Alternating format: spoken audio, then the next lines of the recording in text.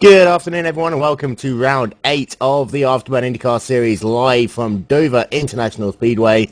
Will Vincent currently waiting for Doyle Johnson to come along, so Joni will be here as and when he decides that he wants to laugh at me.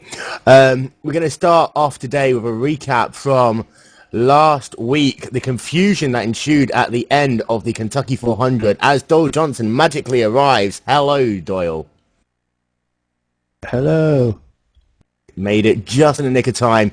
And as I was just saying, the conclusion of last week's Kentucky 400, 4 days worth of post-race investigations to determine the winner. Jeffrey Kohlbergen was awarded a race victory after race control decided to take results from the completion of lap 254, the lap before the carnage, in which we worked out that it was a driver waiting through, all the drivers are waiting for one other driver to get his way to the front of the pace field, and it caused mass hysteria, Doyle. Yeah, that was quite an interesting finish to that race, and unfortunately I didn't get to see it live, but I saw the aftermath of that, and it was quite an event. So we're going to run through the grid very quickly. Yves Warner, in the dying moments of qualifying in the number 88 Team Afterburn machine, sets pole with a 19.485 qualifying lap. David Ward, newcomer to the series, sets second position in his first race. Jeffrey Kohlbergen in third, Matthew Lambertson in fourth, with Jonathan Goke in fifth, Mike Larson in sixth, Jason Dunphy in seventh, Randy Crossno in eighth, and then Dave Jinks in ninth, Giorgio Ponti in 10th, John Ailes in 11th, Philippe Lambert in 12th, Robert Carlson in 13th, Andrew Aitken in 14th, Jochen Politzner in 15th, Shilin Pham in 16th, Rene Murray in 17th, and bringing up the rear on the outside of row number 9, Brian R. Simpson. And Doyle, just to go back to Kentucky last week, it ended up being Jeffrey Kohlbergen taking the win from Tim Doyle in second and Mark Warmington in third. Fair decision? Yeah, I think so. I looked at the evidence in both directions and read the logic behind it, and I think that was the best conclusion you could possibly come to. It was a calamity of events at the end there, so I thought it was a good decision. And it did look as though at the end of the race, there were so many different elements that had to come into play. And I'd like to extend a personal thank you to Toby Bushnell, Katie and Scott from Talk Fruit Racing and Nim Cross from First Sanctioning Body of iRacing for helping out and coming to a conclusion there. But moving on to Dover, Doyle, this track is fast. 1 mile oval, exactly, 24 degrees of banking in the corners. And we were looking in practice today, and these cars only seem to lose about 4 miles an hour down the corners. Yeah, this track is extremely fast, and depending on how you set up your car, there's a lot of mechanical grip coming into play, even though you do have the banking here. So you're going to see a lot of passing. This actually does have more than one line to it. And I'm really surprised, to be honest with you, how many people have actually turned out for a small little track like this, because there's going to be a lot of rubbing and a lot of banging going on in this track. I would like to welcome to the booth our in-race reporter, the famous pink car that you see so often on the Saturday nights in Talk Freak Racing, making his entrance into the Afterburn IndyCar series. David Ward almost stole the show there, second on the grid. Hi, how's it going? Yeah, we've been working really hard on setup with one of the guys who helps me out with the minis out there in the real world. So yeah, it's come together a little bit more. Work needs to be done, but yeah, quite happy with this. We'll see how it goes. I'm pretty nervous. This is my first oval race, so. Very good luck to you as the pace car comes out onto the track. You've done a lot of testing here, very high speeds, completely different to what you're used for when you normally drive on the road courses. Oh yeah, it's completely different. This is like a whole new world to me. It's going to be interesting to see how this pans out pack racing wise. Yeah, I'm quite nervous, to tell you the truth. Well, very good luck in the race, and I hope that you get yourself a nice strong finish on your series debut, and we'll move you back upstairs. We'll talk to you later. Okay, thank you. It's going to be interesting to see how David reacts. Unlike the road series, he's going to have cars on both shoulders and behind him and in front of him and the whole time he's racing, so it's going to be kind of interesting to see how that translates for him. So field are too wide coming through turn number 3 at the moment.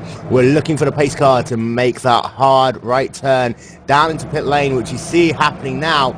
Ease One is going to bring the field up to green flag racing. And rain out of the Afterburn IndyCar series here on Glacier TV is green. And I tell you what, David Wardow on his first start, losing himself 2 positions already and holding the outside line up a little bit there. So, and that allowed Jonathan Goke and Jeffrey Kohlberg to get past him at the start. Yeah, and Eves had a really good start there. He just really jumped out there as soon as the pace car was gone. Caught a few people sleeping there, so we'll see how long he can stay out in front. So out front, Eves Warner is your race leader from Jeffrey Kohlberg, and Jonathan Goke in 3rd position. Caution is out. Caution is out, and having a look back to see who's involved in that. I saw one car down on the apron. Andrew Aitken's involved. Renee Murray's involved. Brian Simpson involved. I believe Julian Pham just involved in it as well. So 4-car pile up towards the rear, 5-car pile up towards the rear of the field. Very big crash early on here at Dover. I was expecting a couple laps to go by, but I guess we got a little bunched up there and around that first corner. Big crash, which actually started with Mike Larson, sorry, all the way back earlier, with Mike Larson in the number 72 machine, just getting a little bit loose as he came out of turn number 4, spinning it round. He collected Randy Crossno, sending him flying into the Armco barrier, and then I believe that is Brian Simpson. He gets tagged, and just ahead of him, Rennie Murray trying to get past. He just got tangled up there, as you see Randy Crossno's car in all shapes and places. I believe Julian Pham actually just somehow manages to avoid that by slowing all the way down. And big pile up here early on. That's not the thing that you want to start seeing here, a long race like this. No, and Andrew Aiken has got some kind words from Mike Larson on that. These two don't have any love lost on the track, so we'll see if anybody has damage that can be repaired and get back out there. So it does look as though a number of cars are coming down pit road to get themselves some service. Mike Larson and Randy Crossno both sat in pit road. Brian Simpson, he's managed to get himself some repairs to his race car. Looks as though he's going to be able to stay on the lead lap. As you do see the conversation continuing between Andrew Aitken and Mike Larson. Unfortunate circumstance for Mike Larson there, just getting it down a little bit loose. And we talk about so often cold tyres early in a race, Tim. And it looked as though his car just snapped loose as he was just about to start straightening out that wheel coming out turn number 4. Yeah, you've got to be really careful, especially on a track like this, because it's so short. You don't have a lot of time for the tires to warm up before you're really cranking on them to get into the corner. So you have to be very, very careful with your steering input and your throttle control. So lights out on the pace car. Very quick caution here. We're going to go and get to green flag racing this time by Ease One is your race leader. Jeffrey Kohlberg in second. Jonathan Goke in 3rd. Matthew Lambertson in 4th. David Ward in 5th. Then Jason Dunphy, Dave Jenks, John Ailes, and Robert Carlson and Giorgio Ponti rounding out your top 10. So thankfully, very, very fast pace laps here, Doyle, and we didn't lose much time under the caution. Absolutely not. I think that's contributed to the single file restarts we have on this, which is something I haven't seen at Dover before. So we're going to see how that actually helps out during the restarts, so they're not getting so bunched up and smashing into each other. And Doyle, we're going to have to take the point for a moment as my internet's just gone completely haywire. I can't see anything on my stream. All I know, Yves Warner is going to be bringing the field up to green flag racing in just a matter of a moment. And Doyle, take over. As you said, there he goes. Pace car's in. Okay, second restart on its way. Yves Warner off to a really good start out in front. Just like last time, we jumped out there off the pace cars.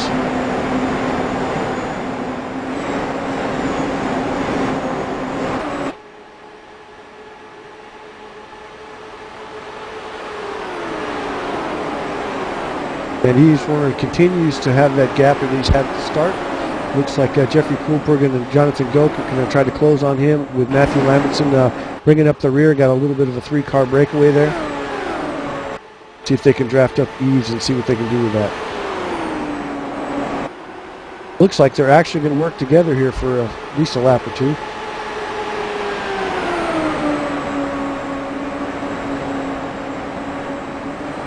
Good news, it looks like Randy Crossno was able to get his car, get some of the dents beaten out of his car, and he's back on the track.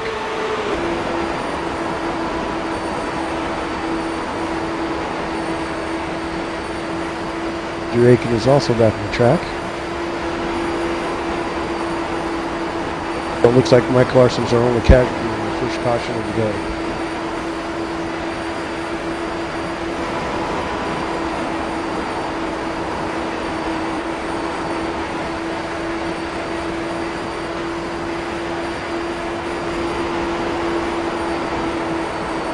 You can see how fast this track is and how intense this racing is up there. You're looking on board with Matthew Lamerson there, and you can see how there's only a couple of lines, a little bit of drifting there, but this track is going by very, very quickly. There's not a whole lot of room for mistakes here.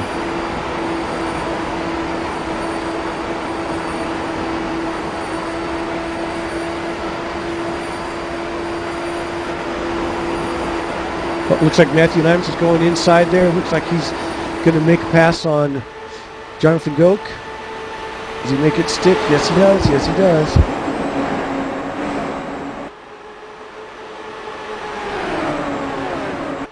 See if Matthew tries to make any more moves here.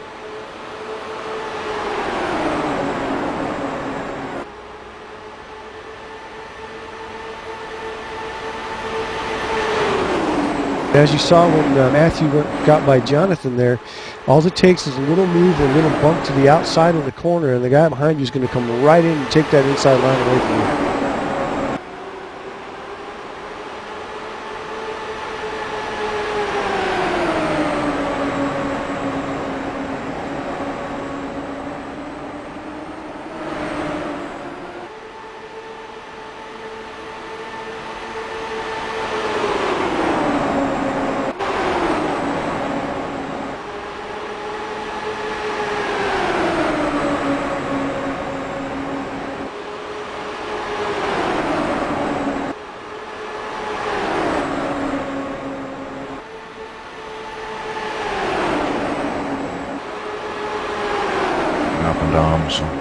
Looks like Giorgio Ponte is going to go on the inside. Looks like he's coming up on the inside, trying to take away 8th place from Robert Carlson. Looks like he's made his pass, made it stick, so he's now scheduled in your 8th place, the 00 car. It looks like I'm coming back. Woohoo! Yay, Will. Got a lot of racing going on this track. It's just telling everybody how you lose that inside line really quickly. You make a mistake and go outside, the guy behind you is definitely going to take that inside line away. Oh yeah, definitely. If you just hold yourself on that inside line, very hard on the tyres. However, it is one of the easiest ways to protect your position. If you go to the outside lane, you can get more momentum to protect your position. However, if you start getting freight train, that outside line in the corners is just so slow due to the fact you lose so little speed in the corners most of the way around. So it creates a lot of very close racing, and by the look of it, your top 5 cars are literally nose to tail. They are indeed. There's very little room in between even that first top 5, then a small gap, and then you've got a larger gap coming in for 6th, 7th, and 8th. But more racing coming up there because Robert Carlson was overtaken by Giorgio Ponte, and he continues to ride right behind him there, giving chase. So we're going to see if he's giving that up for good or whether they can keep up with the pack. It's kind of amazing how big of a gap we have out here on the racetrack. Yeah, these top 5 drivers, it looks like David Ward is struggling to hold on to the back of these drivers for quite parts of this race. You see Jason Dunphy is only about 2 car lengths behind him, so we do have ourselves a 6-car breakaway, and then Giorgio Ponte in 7th is literally, Giorgio Ponte in 8th is 8 seconds behind the race leader, and you have Dave Jinks all by himself in no man's land sat in the 7th position. For Dave Jinks, this must be so horrible, just driving around, turning laps, as we're completing lap number 20 now. And you look at Randy Browson's coming from the back. He was involved in that original caution. He's just managed to make his way by Robert Carlson and Giorgio Ponte without any incident at all. Just blew right by him. So looks like he's going to be trying to chase down Dave Jinks here, even though he's still considered to be 2 laps down. So he's charging to get his laps back. Yeah, and Dave Jinks is to say all by himself in that 76 machine. Out the second pack, Robert Carlson doing some fine work trying to get away past Giorgio Ponti in the 00 machine. Looks so at least about as Robert Carlson getting himself on the apron there. That's not what he needs to do. And then he loses the position there to Philippe Lambert in the 08 car, running the 08 car for this weekend. And I'll tell you what, Robert Carlson lost himself not only a position, but himself 6 car lengths in the space of just one corner there. And if you look up front of the pack, it looks like we're starting to bunch up a little more. It looks like we have the top 6 cars running together now with Jason Dunphy bringing up the back. And David Ward definitely starting to feel his car out a little bit, so he's making a move up front. We've got a lot of races, so if anybody makes a mistake, they're going to lose their line. Yeah, so David Ward in the 69 pink machine is going to come under pressure from Jason Dunphy in the number 24 AOX racing machine. And to run through your top 5, Yves Warner in the number 88 is your race leader from Jeffrey Koolbergen. Winner last time out at Kentucky. He's looking for a solid finish once again. Matthew Lambertson currently sat in 3rd in the Boy Scouts of America Team Afterburn machine. And then in 4th, Jonathan Goke running the number 13 Triple Pump Flurry car. And then David Ward in the pink number 69. Jason Dunphy is in 6th. Yeah, and it's actually really impressive how some of these guys are racing. Usually you see racers like Matthew Lambertson and Jonathan Goke, they're at it from the start. You know, one lap after another, they basically don't give up. And here it seems like they're kind of content. Let's race together, let's keep it together, and waiting for that mistake rather than trying to force the issue like we've seen in the past. Yeah, it does look as though of these drivers, you see Andrew Aiken is going a lap down. As he's just going to get overtaken now by David Ward. Next victim will be Jason Dunphy, who puts a lap in as they come out of turn number 2. Andrew Aiken having a very tough day. He is now scored 3 laps down in this race. And I say out of the top 5, I think Jason Dunphy's in the perfect position because it doesn't look as though he's charging too hard. He has an opportunity to save a little bit of fuel. And if all 6 of these drivers are going to have to come down pit lane within a space of about 3 or 4 laps, if we have a green flag pit stop, that is going to be the difference maker because you'd want to come down pit lane yourself and not having to rely on other cars to determine your speed. Yeah, that's definitely going to cause some excitement. I think we're going to see how that plays out because this pit lane is not an easy one to get into. There's not much room. You're coming off high speed, and there's a very, very short entry lane in there. So we'll see who's been practicing. And further back, Giorgio Ponti's managed to get himself a little bit clear now of Robert Carlson in the battle for the 8th position. Gap between them last time by was about 1.2 seconds. So Robert Carlson is trying to close down Giorgio Ponti once again. Philippe Lambert is only about 3 car lengths behind Robert Carlson in the number 98 Coca-Cola machine. And then John Ailes is bringing up the rear of that pack in 11th position in the number 14 Old Spice car. And it looked as though he was almost going to come down pit lane there, but he didn't. It looks like David Ward's backed off just a little bit from our top 4, but that gap there is one that we made up instantaneously, so probably doesn't mean much. And let's not forget, for David Ward, he is going to be at a disadvantage in this race because of the length of the races here. 250 laps of constant concentration is one of the things that does separate the boys from the men in this series. And this is going to be a very tough race, especially in the last third of it. Yeah, and if you're not used to really paying attention to that, being nose to tail with all those drivers for that length of time, your concentration can definitely come into play and cause you to lose some positions too. I want to make note that Randy Crossno is definitely closing on David Jinks, even though he's scored 2 laps down. It looks like Julian Pham just went out a lap, but he's definitely trying to charge up towards the front of the pack. Yeah, the gap between Randy Crossno and Dave Jinks on the racetrack, only about 2.5 seconds. And once Randy Crossno manages to close that gap down to about 1.4, 1.3 seconds, then he's really going to close all the way onto the back of Dave Jinks in about the space of 3 or 4 laps. And Randy Crossno doing a good thing here, trying to charge his way back through the field. And let's not forget, in the event that we do get a caution and these drivers come down pit lane, Randy Crossno has the opportunity to stay out on the racetrack and get himself one of those 2 laps back.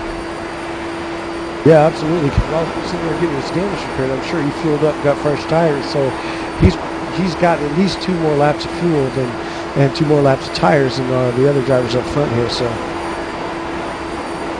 So we're working lap number 37 of 250 here at the Dover 400k round 8 of the Afterburn IndyCar Series on Glacier TV. He's won it. He's still your leader, leading every single lap of this race. Jeffrey Kohlbergen currently sat in the second position with Matthew Lambert in the third. There you see. Oh, look at David Ward make a move on Jonathan Goke. This is going to be close. Is he going to get the line done? Watch out, watch out. Oh, and Jonathan Goke now. Looks like he makes it stick. Oh, yeah. Oh, there you go. Just taking a wide angle into turn number 1. That allowed David Ward to get past there, and good racing by both these drivers. You see, David Ward, he's lost himself a lot of time. Caution is out ahead of him. Caution is out, and having a look back to see who is involved in that, we're working our second caution of the day, and that was a weird moment there. I'm trying to find out. Andrew Aitken in the number 27 machine, who was scored at the time, 3 laps down, coming into turn number 1. Just getting it I don't know what happened there. It almost looks as though he just drove down onto the apron, because he just had so much oversteer that it's unbelievable, putting himself into the wall. No other drivers involved, but we're working our second caution of the day here on lap number 36, and pit lane is going to be open. Let's see how many takers there are here. Yeah, that was definitely just a single car accident. He was running way high on that high line there, and notably that's not where the grip is on the track, so being forced up to the high line like that is probably what cost him, his car being a little damaged. He couldn't get the grip he needed, so that's a tough break for Andrew Aitken. Randy Crossno stays out on the racetrack. Pit lane won't be open for him until next lap, so I'm keeping an eye to see if he manages to get the wave around, or he does decide to take the option to come down into pit lane. We're having a look now and the exit of pit lane. All of the leaders have come in. I believe Philippe Lambert has stayed out on the racetrack with 1 or 2 others, but it does look like David Ward there. He's slow into his pit box as Yves Warner taking his fuel and his tyres. Who's going to win the race on pit road? Jeffrey Kohlbergen hitting the wall there. Jeffrey Kohlbergen getting the throttle on, hitting the wall. He's going to have to come back down pit lane again. He's going to have some severe damage to his left front of his nose car. Of his front wing even. Nose car, whatever, it works. His front wing's definitely damaged, so he's going to have to come back around. But he's one for Jeffrey. Yeah, he's one to run the race out of pit road. Jeffrey Kohlbergen almost got second coming out, but now that will go back to Matthew Lambertson. Jonathan Goke comes out ahead of David Ward, who comes out in turn ahead of Jason Dunphy.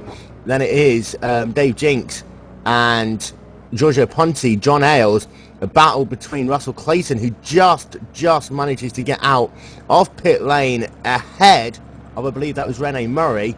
So drama in pit lane here. Yeah, that's unfortunate, but we talked about that early on. The pit stops here, and that's not the only one we're going to see, are going to play a big role on what happens to the order of this race, because like I say, that pit lane is very tricky to get in and out of. Hakim Politsma and Randy Crossno, they have both stayed out on the racetrack. They're going to get themselves a wave around. Philippe Lambert is currently scored in the first position in the 08 machine. He is obviously looking to try and see whether he can play strategy his way. Well, there's an unfortunate thing here. It looks like Joachim Pulitzer is not a lap down, so that's going to keep Randy Crossno from getting his wave around. No. It does look as though Randy Crossno was ahead of Philippe Lambert on the circuit, so once they all circulated around, because Randy Crossno was ahead on the racetrack, he didn't have to worry about Philippe Lambert. And this is what the thing with the single file restarts is. If you can work your way through the field, you have to rely on less and less people to make a pit stop for you to be eligible to get that wave around. And for now, it looks as though that's worked out well for Randy Crossno.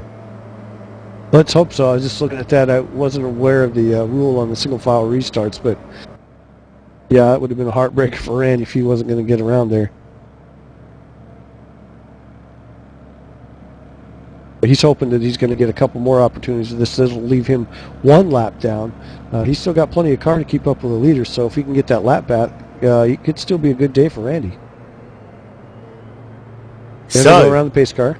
Yeah, the lights are out on the pace car. Philippe Lambert, he's going to be leading his first laps in the series, bringing the field back to green flag racing. Yves Warner will line up in the second position with Matthew Lambertson in third, Jonathan Goke in fourth, David Ward in fifth, Jason Dunphy in sixth, Dave Jinks in 7th, Giorgio Ponti in 8th, John Ailes in 9th, Russell Clayton in 10th, and Jeffrey Kohlbergen, in all that point, he has dropped back to the 12th spot. Well, that's going to be interesting to see what Jeffrey does. We know he can run up front, so we'll see how easily he makes his way through the field and back up into contention there, at least to get into the top 5 and mount a charge for the front. It'd be no surprise to see him up there within 15 laps. We're going to have ourselves one hell of an interesting restart as Philippe Lambert in the 08 Pete Antifreeze machine driving for Club France. He's going to bring the field back to green flag racing any moment now. That pace car makes the turn down pit road. And at the end of lap number 43, we are back. Oh, waiting. Now. Any minute. Now. Oh! There we go. Oh, gets loose. That was almost going to be a catastrophe there. Yeah. Immediately coming under attack from Yves Warner as they come into turn number 1. Philippe Lambert, he's going to have the high side there. And Yves Warner, he's going to take back the lead of this race. So, Philippe Lambert, I have no understanding why he stayed out on the racetrack. Because look, he's just getting freight trained by these drivers one at a time. Choo-choo. Oh, yeah, he's got nothing for anybody. That's an interesting strategy he just had there. He's basically just a rolling roadblock there for a couple of minutes. So, Matthew Lamberton has passed, Jonathan Goke has passed. We're looking back now to see where David Ward is. David Ward is currently working down the backstretch. He's about 2 seconds behind these drivers as they come out of turn number 4. So he's going to catch Philippe Lambert any moment now. He's got Jason Dunphy about 4 car lengths behind. And then Dave Jinks this time, he's only about 6 car lengths behind Jason Dunphy. So let's see whether Dave Jinks in the number 76 machine can try and keep up with these lead 6 on this run. Well, it looks like David Ward is a little leery of his car coming out of the pits on cold tires, so he's kind of taking it easy, letting his car come in. Now he gets past. Yeah, there he goes, easy pass. At least, you know, he is being out of the way. He's being fairly respectful of the other drivers on the track. Still don't understand why he stayed out, though, because he had nothing to gain.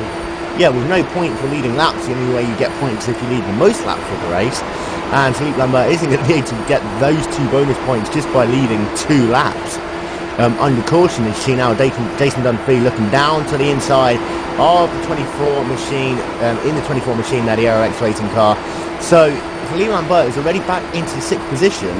And the thing is, he was riding in about 9th spot before this caution anyway. So all he's really been able to do is get ahead of Giorgio Ponti, Rene Murray and Dave Jinks. But these guys have 30 laps of fuel to their advantage. Yeah, speaking of Dave Jinks, I'm a little surprised at how he's running today. I mean, I've run at Dover with Dave Jinks, and he's typically had a very fast car on this track. And for some reason, he just doesn't... yellow's out. So the third portion of the day there on lap number 50. And this time, I believe it was Giorgio Ponti in the 00 car spinning in the wrong direction. Spinning on the apron. I believe he hit Randy Crossno. So Randy Crossno, his day is going to be done. Coming down the front straightaway, see Giorgio Ponti just losing it again into turn number 1 in that 00 San Esprilla car. Jeffrey Kuhlberg manages to hit him. Randy Crossno, however, after working his way from 2 laps only to 1 lap down, his day is done. His car is terminally damaged. So Randy Crossno, heartbreak for him after trying to work his way back to the field. Oh, yeah, that was a severe impact from Randy Crossno to Giorgio Ponti. What a shame.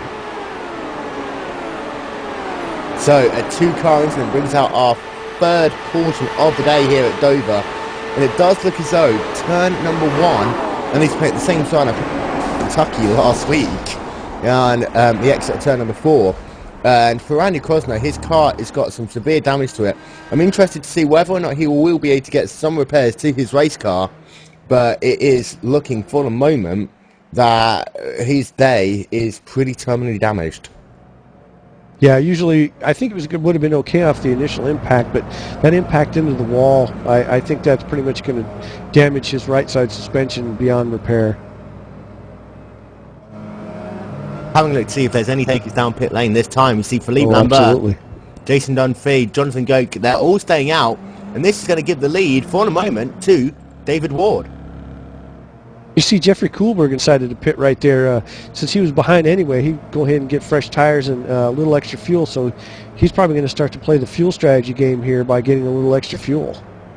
Yeah, I did the calculation earlier on today. It's anywhere between 85 and 89 laps on a tank of gas. So these drivers are going to have to make at least 2 more pit stops here at Dover. And you see, if I was Jeffrey Kohlberg, I would have actually stayed out. Track position can be pretty important here, as working your way through traffic does take yourself quite a while to do. So as they come out of pit road, David Ward stayed out on track. He is your race leader with Yves Warner in second. Rene Murray is in third. Sorry, I didn't say all back, but some of these drivers, I believe, didn't come down into pit lane. No, and I guess we spoke too soon, because that looks like Randy Crossno's running right behind David Ward there. Andy Crossno is looking at, he really should be bringing his car down pit lane, but he's staying out on the racetrack. Maybe he's just knowing the fact that he's got himself some terminal damage and he's just trying to turn laps until he has to come in to retire the car under this caution period. But it does look as though Rene Murray is currently scored in the second position, with Russell Clayton in third. He's won it is in fourth, with Matthew Lambertson in fifth, as John Ailes is coming down pit lane momentarily. Jeffrey Kohlberg has managed to work his way up through that sequence of pit stops into the 7th spot. So the field is pretty much all staggered out here at Dover. I'm looking in Randy's car, and I'm not seeing the damage I expected to see. His right suspension, especially the right front. So maybe he's not as damaged as we think he is. I'm having a look on board his car now on the onboard camera, and it does look he's got a little bit, but just how much he has, I will try and find that one out. As you see, he is now angling that car to the left, as the lights are still on the pace car, so we still got ourselves at least one more lap of caution. Here comes Randy Crossno. He's coming down pit lane now, so let's see whether or not he tries to get some damage to his race car, or whether that is terminal. Going to be interesting too on this restart. You have David Ward out front, followed by Rene Murray. So, you know, David Ward's going to get his first chance out here on an oval track to do the restart. So we're going to see how he does, because on the last 2 restarts, remember, he kind of took it easy on his car for the first lap or two, letting those, you know, letting the car come in. So we're going to see whether he hits pedal to the metal right off the bat, or he gets the choo-choo train. So lights are out on the pace car. We're going to go back to green flag racing with 54 laps scored complete here. Round 8 of the Afterburn IndyCar Series, the Dover 400k from Dover International Speedway on Glacier TV. Will Vincent, Doyle Johnson in the booth alongside Joni Backmann and Joni as well. And this is going to be one interesting restart. As we saw last caution, we have a driver leading their first laps in the series coming to the green flag, and with Rene Murray currently sat in second as well. This is going to be interesting, as Yves Warner in the 88 machine is going to want to get around Clayton and Murray as quickly as possible to ensure David Ward doesn't scarf her off into the distance. So he does. Yves Warner right around, right off the bat. Then you've got Matthew Lambertson looking to do the same. So we're going to take this restart on board the number 88 machine of Yves Warner. This is going to be one interesting camera angle. As you see, the pace car is about 10 car lengths ahead. He's making that turn down pit lane now. As you see, David Ward bringing the field back up to green flag racing here at Dover. And Rene Murray looking down to the inside. He's not going to get the job done, but a slow start again from David Ward. He's not comfortable on these starts and restarts, and that is allowed so Rene Murray to have a look for the first moment, and then Yves Warner, he's now working the high side around Rene Murray, as you see Matthew Lambertson freight training him there on the outside line.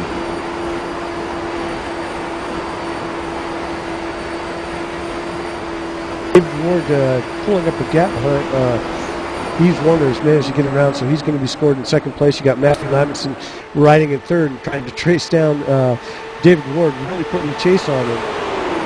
David Ward's pretty impressive out here in clean air for his first race. Apparently he's definitely eating his Wheaties, and he's done a lot of practice out here.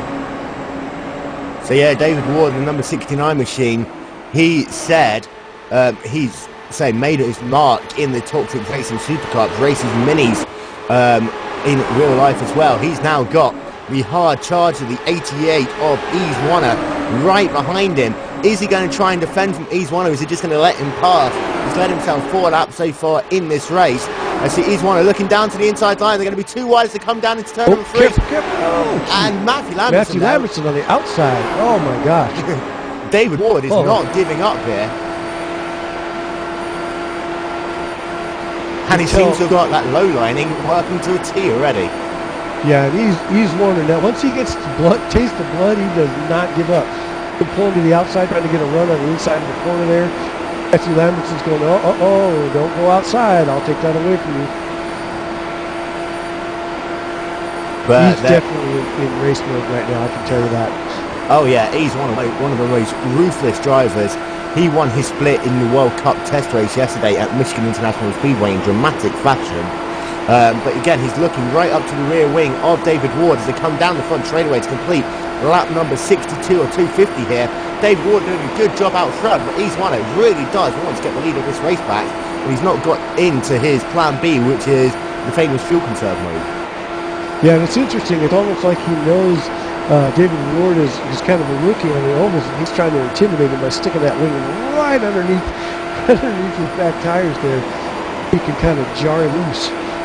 Right now, David Ward is not falling for it. So your top 5 are separated by less than 0.6 of a second. David Ward is your race leader in the number 69 machine. He's won it in second. Matthew Lambertson in third. Jeffrey Koolbergen in fourth. Jason Dunphy running out your top 5. Rennie Murray currently sat in the 6th spot, with Robert Carlson in 7th. Jonathan Goat coming through the field in the number 13. Sugar Plum Ferry car in the 8th spot. See, he's one of there getting very loose off turn number 2. Trying to dive down to the inside. He lost himself a bit of momentum, and now he's coming under attack from Matthew Lambertson. Matthew Lambertson decided discretion is the better part of valor there, and allows Iswana to keep the spot for a moment. When you look at Jeffrey Koolbergen and Jason Dunphy kind of working together on the outside there, kind of not sure what their plan is for that, but while we were talking, all this racing going on, if you remember correctly, Jeffrey Koolbergen started way in the back, and guess what? Hello, I'm up front. Yes, so Jeffrey Koolbergen, who won the last time out in the Kentucky 400, led large portions of that race and had some great battles with Tim Doyle. And see that Iswana now looking all the way to the high side, trying to get a run through the centre of the corner to ensure that he can try and get close coming off it, but it looks like Iswana in that number 88 machine is frustrated for the moment. Oh, absolutely. David Ward, looking like the man in of ice. He is not falling for it. He's not letting Iswana get under the skin at all. He's just running his line and watching it go. So he's better be careful. Matthew Lambertson's going to take that away from him. He keeps going high like that. Jonathan Goak has managed to get himself up into the 6th position. He is 3.7 seconds behind this lead battle. So can Jonathan Goak try and close this lead pack down of 5 drivers made up of Jason Dunphy, Jeffrey Koolbergen, Matthew Lambertson, Iswana and David Ward. And Jonathan Goak is now in that kind of no-man zone, as he's already pulled out a 0.7 of a second advantage over Robert Carlson. Interesting to see what Jason and Jeffrey are doing there, because they keep running on the outside. Maybe they're trying to conserve tires or maybe even fuel. And again, it looks like Jason really isn't worrying too much. He looks like he's saving himself a little bit of fuel. Jeffrey Koolbergen is looking to the high side. Is he going to see whether he can try and get around the outside of Matthew Lambertson? The 2 AeroX teammates are running the outside line pretty much all the time at the moment. It'll be interesting to see here whether the AeroX racers decide to take the attack to the high line. And it looks like Eves has kind of calmed down a little bit for the time being. He's not really putting as much pressure on. I guess he decided that David Ward was not going to be intimidated and decided to log some laps. So for Iswana, it's time for Plan B, and we know what Plan B is. It's called the fuel save mode. Yes, and he's been very successful with Plan B many times, so we'll see what happens with that. Jonathan Goak, he is in the 6th position. That gap is stabilised between the lead pack and Jonathan Goak at 3.8 seconds as they come across the lines, complete lap number 73. And you still see the 2 AeroX racers are running the high line. And Jonathan Goak, he lost himself 7/1000th of a second that last lap. And he must be feeling a little bit left out of this battle, because he loves charging through the field. Yeah, I think he's probably just trying to conserve his car and hoping for another caution so they can punch the field back up again. We are on lap 75 of 250, so there's plenty of races, so anything can happen between now and then. Oh, here he's one that comes to the high side. Is he going to try and see whether he can make the move on the high side? Not just yet. But it looks like all of these drivers are going to see whether they can freight train David Ward on the outside and see Matthew Lamberton also going to the high side there. Too wide for the middle of the corner. Almost contact between those two drivers. And it looks like he's one inside of plan B isn't interesting enough for him. And now he wants to run that outside line as well. He's one who's not one that's been known for a lot of patience. So we'll see what happens here. And I say Three wide. There they go. David Ward's running an impressive race today. I mean, for somebody that's never been on an oval track in a race, is very impressive. Really solid racing today. So Ease-Wanner is right behind, as you see. Once again, he darts the outside line. Is Ease-Wanner just trying to put looks a like lot... Matthew, He looks like he's just trying to put a lot of pressure on David Ward, trying to force him into a mistake, knowing he is a rookie in this series. David Ward is holding his own on that inside line. You see Matthew Lamberton there getting a little bit squirrely. Crash. Big wreck involving Jeffrey Koolbergen, winner last time out. And that is got to be disappointing there for Koolbergen. Yeah, single car. It doesn't look like anybody else got collected up. He got down. He got that front wheel down on that apron, it looks like. And that got himself loose. That is heartbreaking for Jeffrey Koolbergen. Winner last time out at the Kentucky 400. And it looks as though his date is going to be over because he already took some repairs to his race car in that pit lane incident under that first caution. Yeah, that's something that we hadn't mentioned before at Dover. That apron down there is death. You do not want to get your tires down on that seam because what you saw right there happen to Jeffrey Koolbergen is exactly what happens, and that may have happened to some of the other racers today too. You definitely have to stay off that apron. Yeah, so like Texas Motor Speedway, the 24 degrees of banking in the corners, there's pretty much no banking on the apron. So if you get yourself, even just a little bit onto below the apron, below that white line, all of a sudden you have absolutely no grip and you're spinning it around. So the race on pit raid is going on. Will Ease-Wanner try and short fill? We've seen him do this so many times. Try and get himself out back to the lead of the field. Matthew Lamberton there. He's going to win the race on pit road, I believe. Wow, close battle there as Matthew Lamberton comes out of pit lane. Drama going on ahead of him as well. I believe that Ease-Wanner got himself a little bit squirrely coming out of pit road. And you see that moment just when Ease-Wanner pointed to the right a bit like Jeffrey Koolbergen, that allowed Matthew Lamberton to get himself into the lead of the race. I'll tell you what, Doyle, these caution period pit stops have been exciting all race long, and we have ourselves yet another leader. That is the Boy Scouts of America car, driven by none other than Matthew Lamberton. That's going to be interesting to see what happens coming out. Once again, Eve's another frustrating situation because he's going to try to get by Matthew now because they're on the same team. But we'll see. And Matthew's, he's going to battle all the way. So we're going to see some more action up front. I find that very interesting that Matthew managed to beat him out of the pit. So he's going to be looking for some clean air. It's like everybody wants his 2 points, Will. Yeah, everyone wants his 2 points. Jeffrey Koolbergen. Disappointing that for you that you'd got yourself back to the field after your incident in pit lane under the first caution, and it looks as though you just lost concentration for a moment and got yourself onto the apron and game over. Yeah, that's indeed the case, Will. Unfortunately, I was talking to my teammate Jason, and I was just saying, just cruise and go into relaxation mode and finish another, 180 laps to, and then start racing. And I was indeed in my relax zone, sitting back and blinking with my eyes, and I was already into the wall. So a bit too relaxed from my side, I guess. And after a beautiful race at Kentucky last time out, that is going to be disappointing for you as you wanted to try and increase your lead. Close the gap to Tim Doyle in the Oval Championship. Yeah, indeed. This race was meant to be indeed to have a chance to gain some points and get some closer to Tim Doyle. Unfortunately, next week I'm not able to make it, so I guess yeah, this is it so far for me. So we'll see you then in 2 weeks' time at the Men Cup London Endurance Challenge, back onto the road courses where I know you've had some mixed fortune. So we'll see you in 2 weeks. Jeffrey, very bad luck to you once again. Yeah, well, it happens, guys, and well, see you in 2 weeks. Good luck with the broadcast, and thanks for having me. Cheers, Jeffrey. Good luck, Jeffrey. And once again, Philippe Lambert is bringing the field back to green flag racing. Matthew Lambertson in second, he's Iguana in third, Jason Dunphy in fourth, David Ward in fifth, Jonathan Goke sat in the sixth position, with Robert Carlson, Rene Murray, Joachim Politzner and John Hales rounding out your top 10. And we're going to be going green in just a matter of moments. As you see there, Philippe Lambert now stacking the pack up a little bit. Now, is he going to bring the field up? Go, go, go. Come on. Green there flag. We go. Is there a special points awarded for leading the most caution laps or something? Caution back out. Caution already. Caution back out. And that is a two-car pile-up there.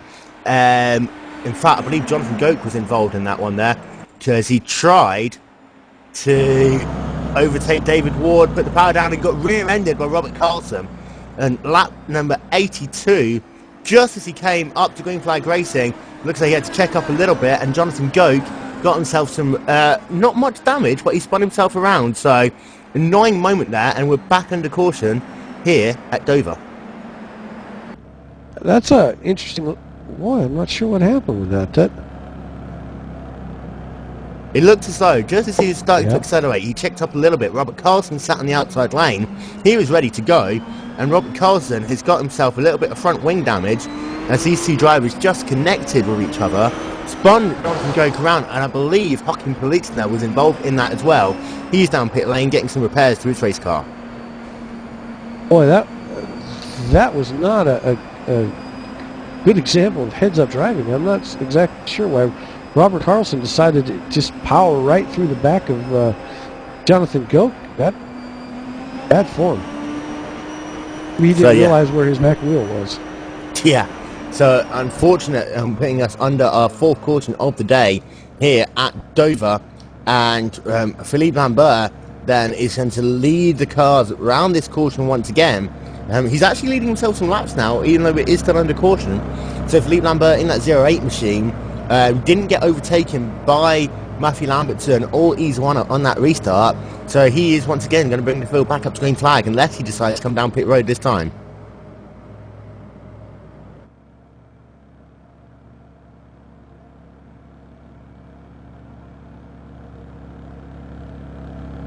Sure what Matthew Lambertson was doing there. I guess he was just stretching his legs a little bit. And I think the one thing that we have to our advantage is the fact that these caution periods are pretty quick. We still have 9 drivers on the lead lap. Julian Pham is currently scored as 1 lap down, as is Joachim Politzner. Dave Jinks is 2 laps down, Giorgio Ponti 3 laps down. Jeffrey Kohlbergen is out of the race, as is Randy Crossno, Andrew Aitken, Brian R. Simpson and Mike Larson. And there you see Philippe Lambert now coming down pit lane. That's going to hand the lead of this race over to Matthew Lambertson. Even after that, Jonathan Goke managed to remain the last car on the lead lap, so doesn't seem to be pitting, so I think he's okay. I think it was just a little bit of a spin there. He just kind of let the tires cool down and go at it again.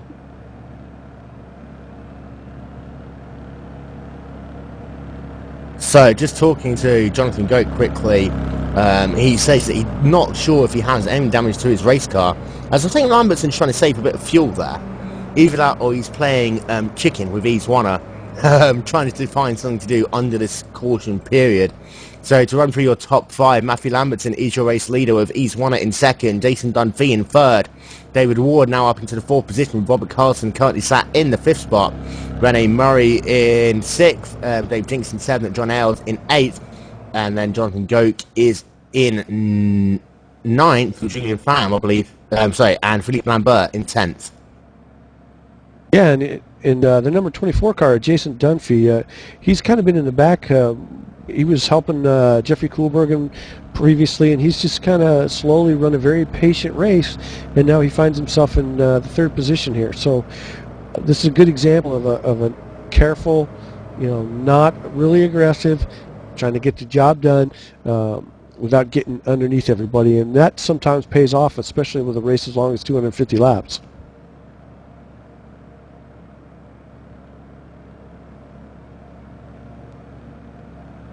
So lights are on the pace. Green flag racing with 87 laps scored complete here at the Dover 400k on Glacier TV, round 8 of the Afterburn IndyCar series. Will Vincent, Doyle Johnson in the booth. Doyle, like Kentucky, and some are going to be looking for that long green flag run. Yeah, I think that's probably going to take place any moment now, because you've really filled out the field. People saw what's happened to the other cars, and hopefully I think everybody's going to be a little more careful now that we've seen a lot of spinning and crashing. That tends to get in people's heads.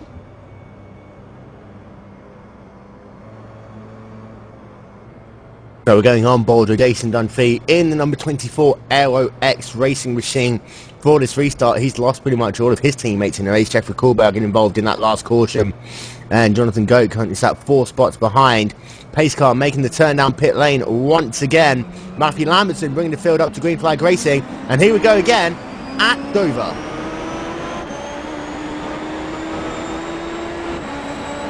And a look at Jonathan Goat. Jonathan Goat down to the inside, so the number 14 machine of John Ailes immediately on that restart. He's managed to get himself one position. His next victim will be Rene Morin. He's closing those drivers really, really quickly there.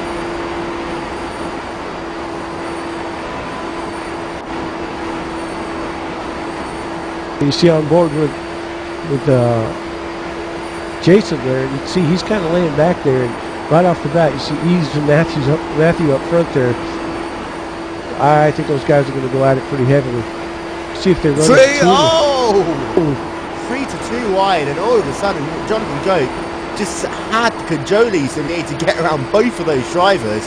Jonathan Goat is on the move here at Dover, and now his next victim will be the 69 machine, David Ward, in the battle for the 4 spots. Well, good luck, Jonathan, because David Ward has proved to be quite the jouster that comes out there for his first race out here at Dover. So I think Jonathan's going to have a little bit of a battle trying to get by David Ward. And seeing she did such a sterling job in the Kentucky 400 last week. Randy, first of all, welcome to the booth. Secondly, disappointment in your race yet again in that number 4 Aero X racing machine. Yeah, it was a little frustrating. I was at the wrong place, wrong time, twice. And that is one of the characteristics of Dover, because of the fact it is so narrow. You have absolutely nowhere to go low, nowhere to go high. And how disappointing was it on a track that I know you are so good at? Well, I got to admit, when after I got tangled up the first time and I went in and got the car all repaired and came back out, it was a lot of fun racing and working my way back up there. I wasn't going to catch the leaders unless I had draft help, but I did get one of my laps back, so I was feeling pretty good about it. And then, unfortunately, another car got low, spun, and hit me. So yeah, it's pretty frustrating, but you know, it is what it is. This is a fun deal. It's a race, and you know, apologies were given out on both the incidents I was involved in. So you know, I don't feel bad about anybody. It's just called racing. Meanwhile, Matthew Lambertson is your race leader with Ease Warner in second. Jason Dunphy coming under attack from David Ward in the number 69 machine, with Jonathan Goat in the 13 class starting to close this group down. The gap between 4th, David Ward, and 5th, Jonathan Goat, is now down to less than 1 second. And this is the point where Goat is going to get that draft. And look how quickly he is now closing up to this pack. His last time by a 19.4 second lap. This time a 19.453. Jonathan Goat is charging in that 13 Sugar Plum Flary car. Yeah, it's just amazing how fast those Sugar Plum Fairies can move. But I think he's a little frustrated this time, because this is the second time that he got caught way behind the lead pack. He was trying to make a charge, but fortunately this time he was able to grab that draft. So while Dunphy, this is allowed Jonathan Goat to set a 19.397 lap last time. That is one of the fastest laps I have ever seen at this racetrack. And now he's closing right up to the back of David Ward to come down out turn number 4, looking to the inside. Is David Ward going to give him the same thing they said last time? David Ward spinning! Oh my gosh! Into the wall for David Ward there. Just as he came into turn number 1, he caught one of those bumps on entry, And as he brought it down, he just somehow managed to avoid Jonathan Goke.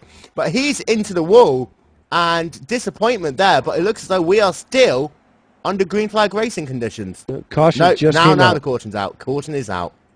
Yeah, he managed to keep the car up on the track, so race officials did not throw the yellow flag until he came back down. But yeah, actually turned down just a smidge when he caught that bump into Jonathan Goke there.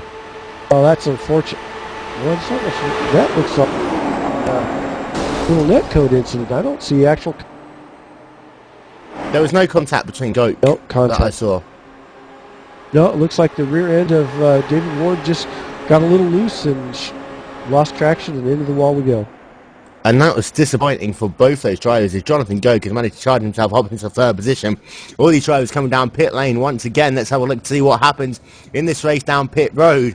As you see all these drivers there trying to take the shortest way around the racetracks, slightly bending the rules a little bit there, but I'm sure race control will be a bit lenient here. But Jason Dunphy just having to find his way into his pit box, and these drivers are going to come down pit lane, take some gas, and guess who is out in front once again? Would that be Philip Lambert? Philippe Lambert in the 08 car once again, leading some laps in this race, and you never know, if he does that every caution, he could still be in a chance of those 2 bonus points.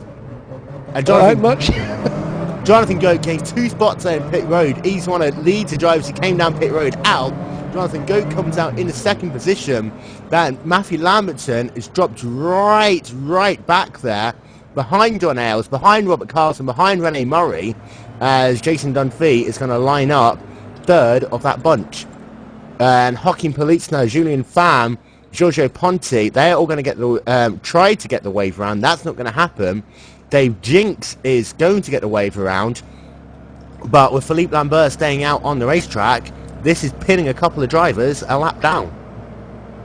Yeah, and I'm surprised there's not a few words. That's almost rude, to be honest with you, especially since he seems to stay out every single lap. Wants to lead the pack at the start, but then the choo-choo train just comes flying by every time. So I guess I'm not understanding the point of that. Well, and if I can interject here, I hope that he has learned from the previous restart that, you know, he was just gradually on the throttle, and it really bunched up the field rather than just, you know, when the leader goes, go, because he got everyone checked up and there were some incidents. Yeah, he waits for the green flag. He's definitely not race pace as far as what we normally see for restarts here in Indy there, with the IndyCar. I mean, it's not good. Yeah, well, the only problem is what happens is when the pace car pulls off, he moves up the speed chart to where he's up to around 100 mile an hour, and then he just gradually goes, and all the other guys behind are, you know, they're on it. So it's kind of interesting. I've not seen that strategy in a start before. And I like... Oh, go ahead, Doyle. Carry on rambling. Go ahead, Will. Go ahead, Will. I was going to say, bringing in very quickly our in-race supporter, David Ward, in the number 69 machine. David, you had a great first 95 laps of the race, and then it all came undone just as Jonathan Goke was looking down to your inside. Yeah, I saw him come in and I moved up, but unfortunately the internet decided that my day was over, so decided to put me in the wall. It's all good. I'm enjoying it. I'm actually going to try and get back out in front of the... just changing my tyres. I'll be back out in a second or so. But yeah, I'm enjoying it. It's good fun. And Great. Until that point, you were doing a really good job running in that lead pack. Just how difficult is it, as you're just coming back on track now, just how difficult is it to, work in the draft in the packs of these drivers? Oh, sorry. Just say again. I had the crew chief shouting at me. I just said, how difficult is it to work in these big packs of drivers out front? Oh, up front, it's so hard to pass. You've got to be diving down the inside and hope that they see you coming. This is a brand new experience for me because I'm just used to track racing. It's good. It's really difficult, and when you're out front, you can just hold the inside line, and it doesn't matter how fast that guy is. He isn't coming by you. So what was that like to have Yves Warner behind you for about 10 laps all over your rear wing there? Yeah, it was great fun. I was holding my own. So yeah, we're just getting back up to speed now. So I'll talk to you guys later. Good luck. As he's won, it comes down the inside of turn number 1 as he passes Philippe Lambert into turn 1. Jonathan Goat passed as well. Philippe Lambert always facing the wall as they come down the back straightaway. Jonathan Goat looking to the high side as Philippe Lambert has lost himself 3 positions already. Next victim will be René Murray. It's Jonathan Goat gets to the wall. Into the wall. Oh my God. Oh. Get the in the air. shotguns ready. Oh my gosh. Oh geez, what a horrific wreck. Get the shotguns ready, chaps. Oh my goodness.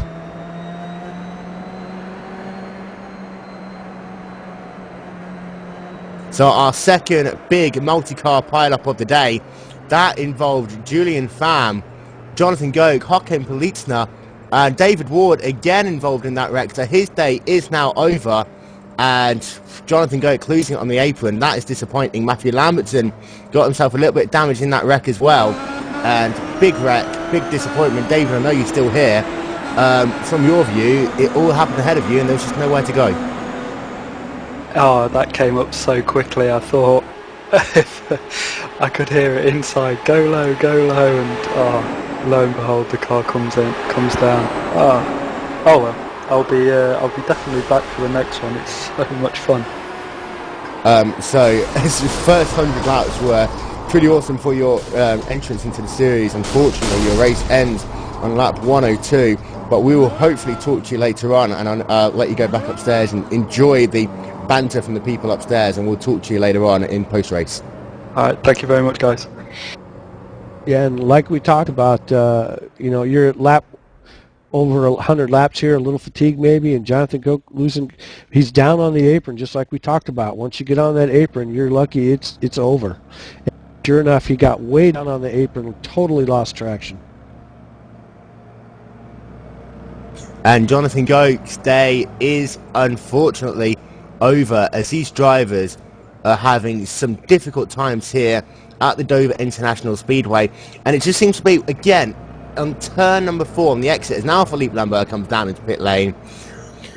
At some point I'll figure out what that 08 car is doing, but until then I have no idea. Matthew Lambertson just catching the pace field back up. Well, Matthew Lambertson was on the race chat was talking a little bit about getting a black flag for something. So did he? I'm not sure what happened there. Did you see something that caused him to get a penalty? Just having a look, and I believe it was a similar incident to what happened at Kentucky last week, and just because of the way the field was coming down to pit lane, it's one of those weird things. And yeah, I believe he's coming down into pit lane anyway. But Matthew Lambertson, I'm not sure, I think he is still scored on the end of the lead lap. He was coming down to try and serve a black flag penalty as the caution came out ahead of him. And yeah, difficult moments for some of these drivers as we're under, I believe, our 5th caution of the day here.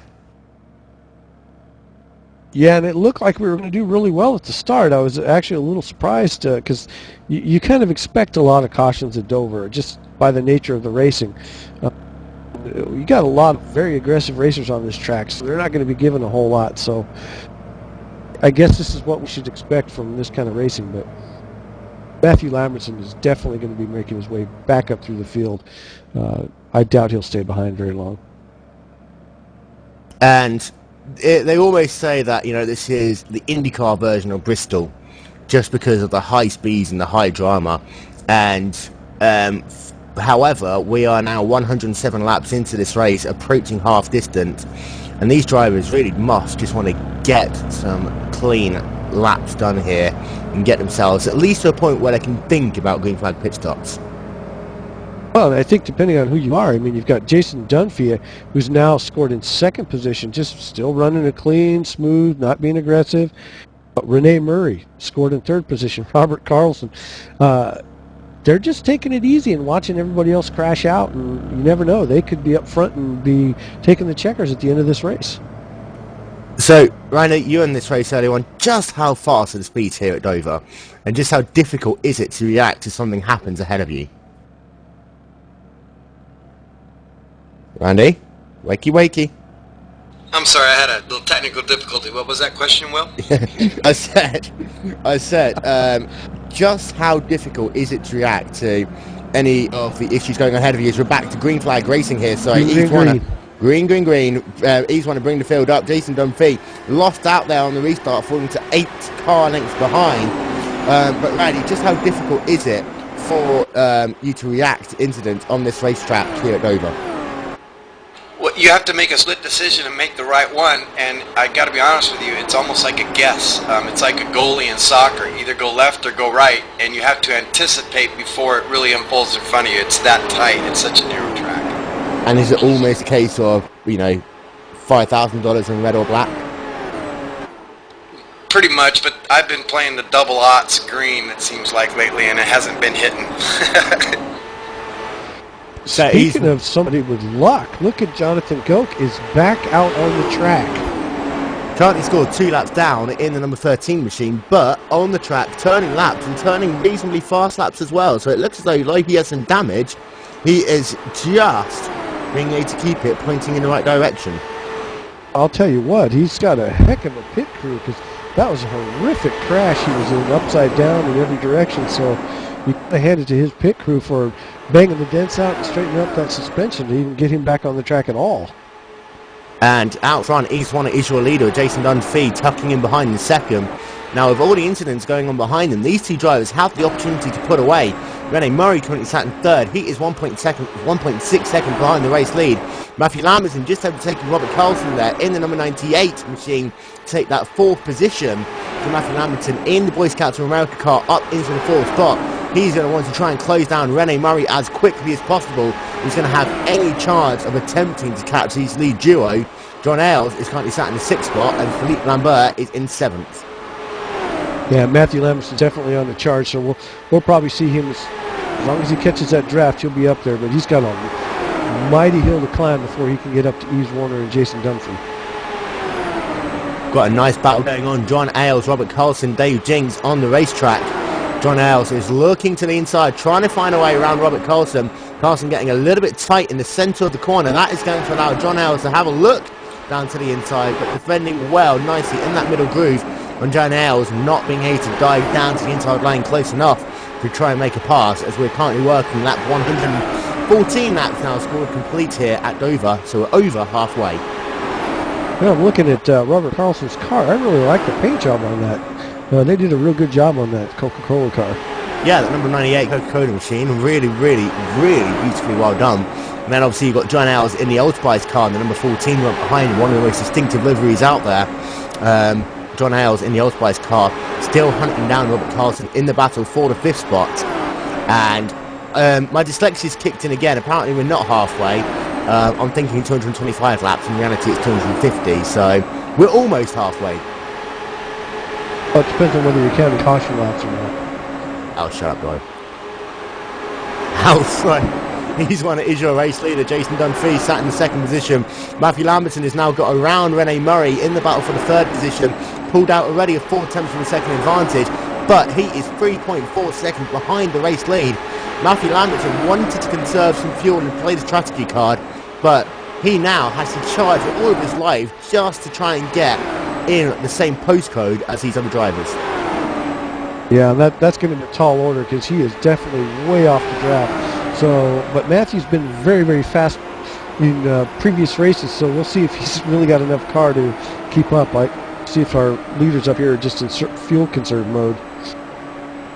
Yeah, looking at the lap times from the 2 leaders, unless Matt can get someone to work with him, it's going to be really, really tough for Matt to catch up to them during a green flag run. Yeah, and Jonathan Goke, I'm having a look to see where he would be able to find some help from. Jonathan Goke is currently going through turn number 3. Matthew Lambertson is on the other side of the racetrack, so he's not going to get any help from there at all. And in fact, Jonathan Goke's more likely to end up being attached to the rear of this Eves Warner and Jason Dunphy battle for the lead.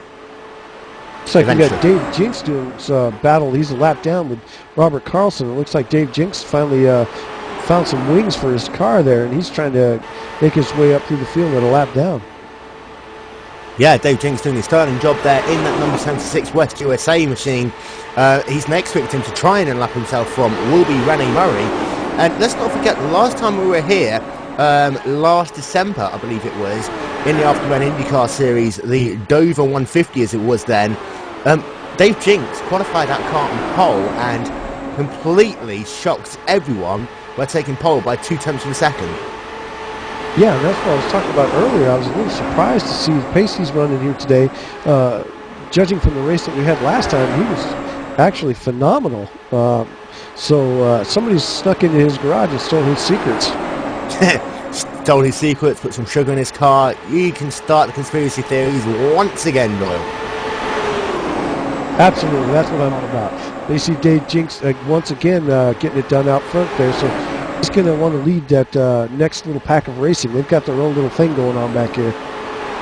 And just my random statistic of the day, Jonathan Goke's fastest race lap at 19.397 stored on lap number 96.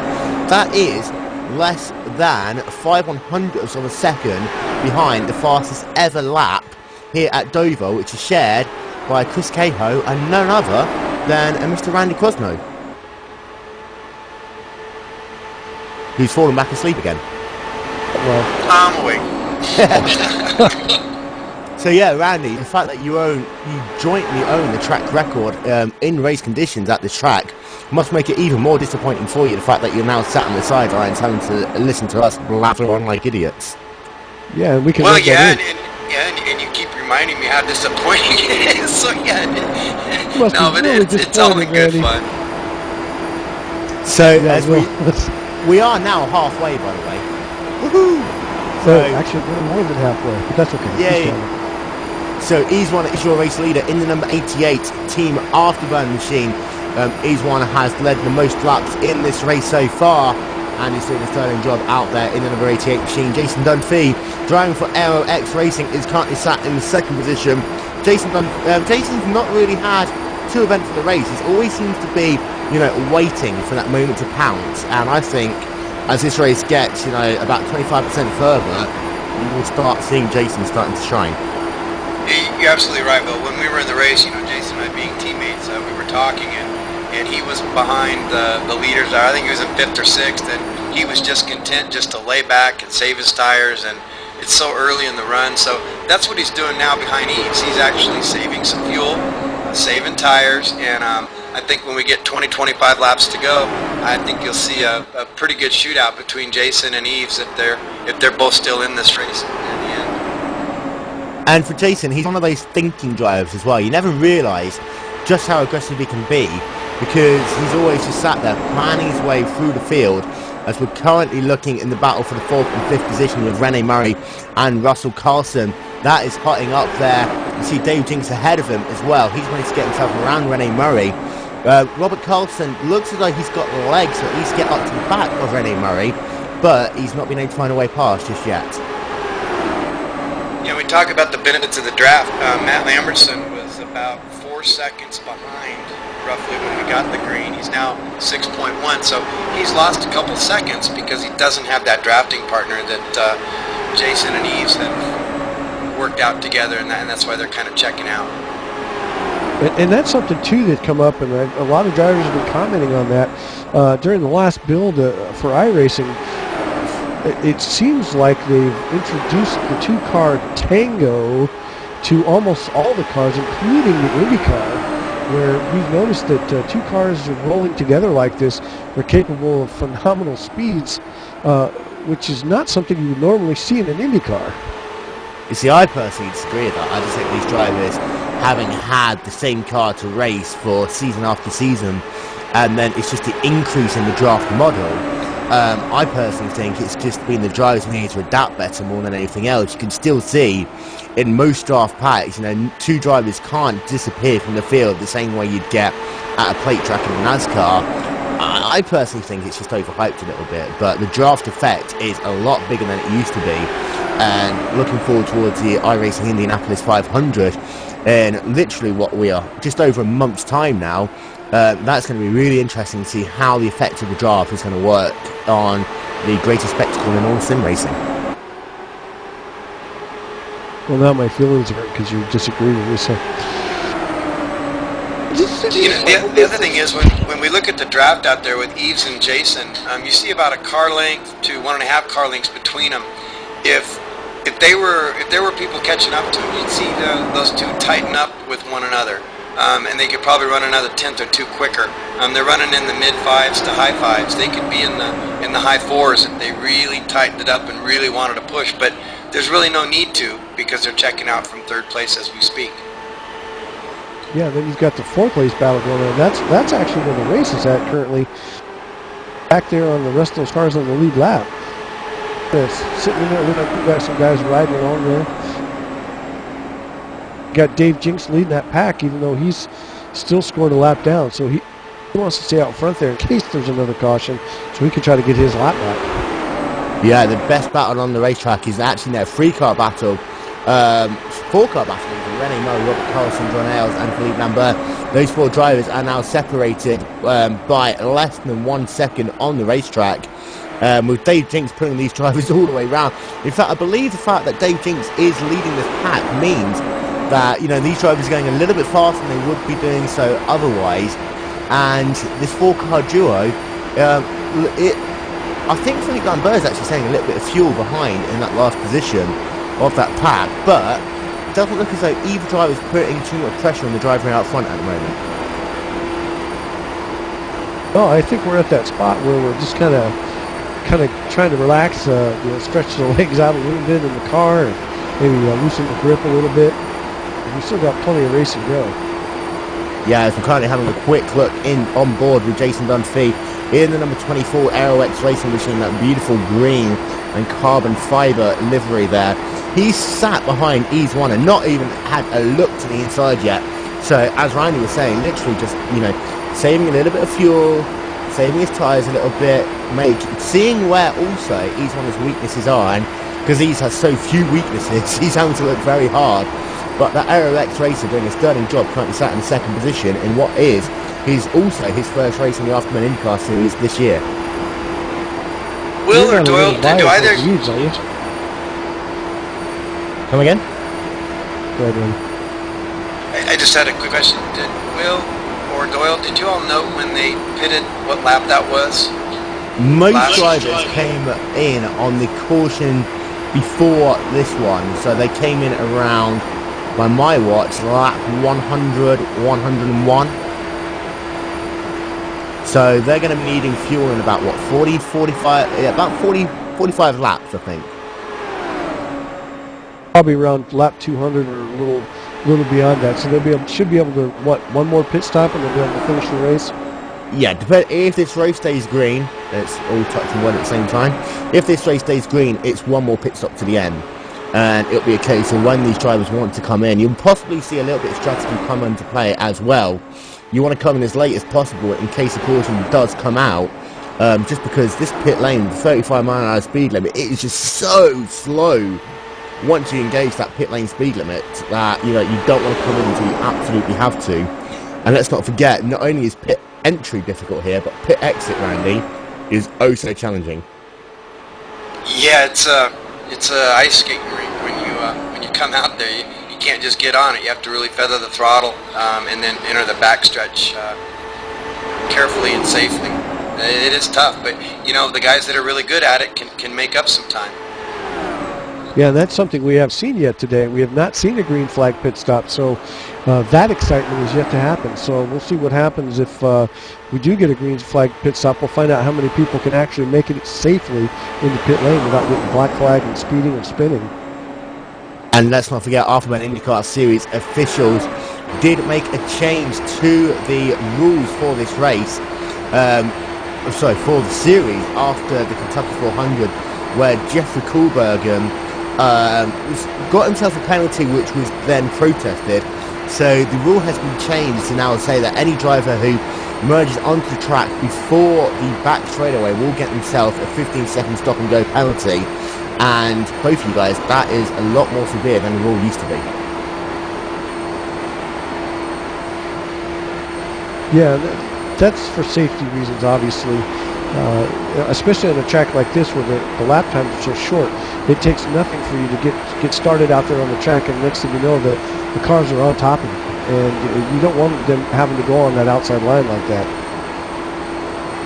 And at a track like this as well, because of the insane differences between speeds, coming out to the outside lane, and let's not forget this the concrete here as well, the different racing surfaces. When you put the power down, it's very difficult to do so effectively, and it is just a recipe for disaster.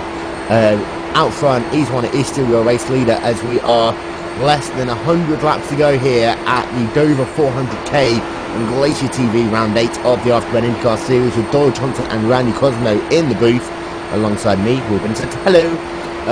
Easewiner is your race leader. Jason Dunphy currently sat in the second position, going through the field a little bit. Matthew Lambertson currently sat in third. He's lost out a little bit on that restart, having to come through the field, but doing a really solid job in that number 19 Boy Scouts of America car.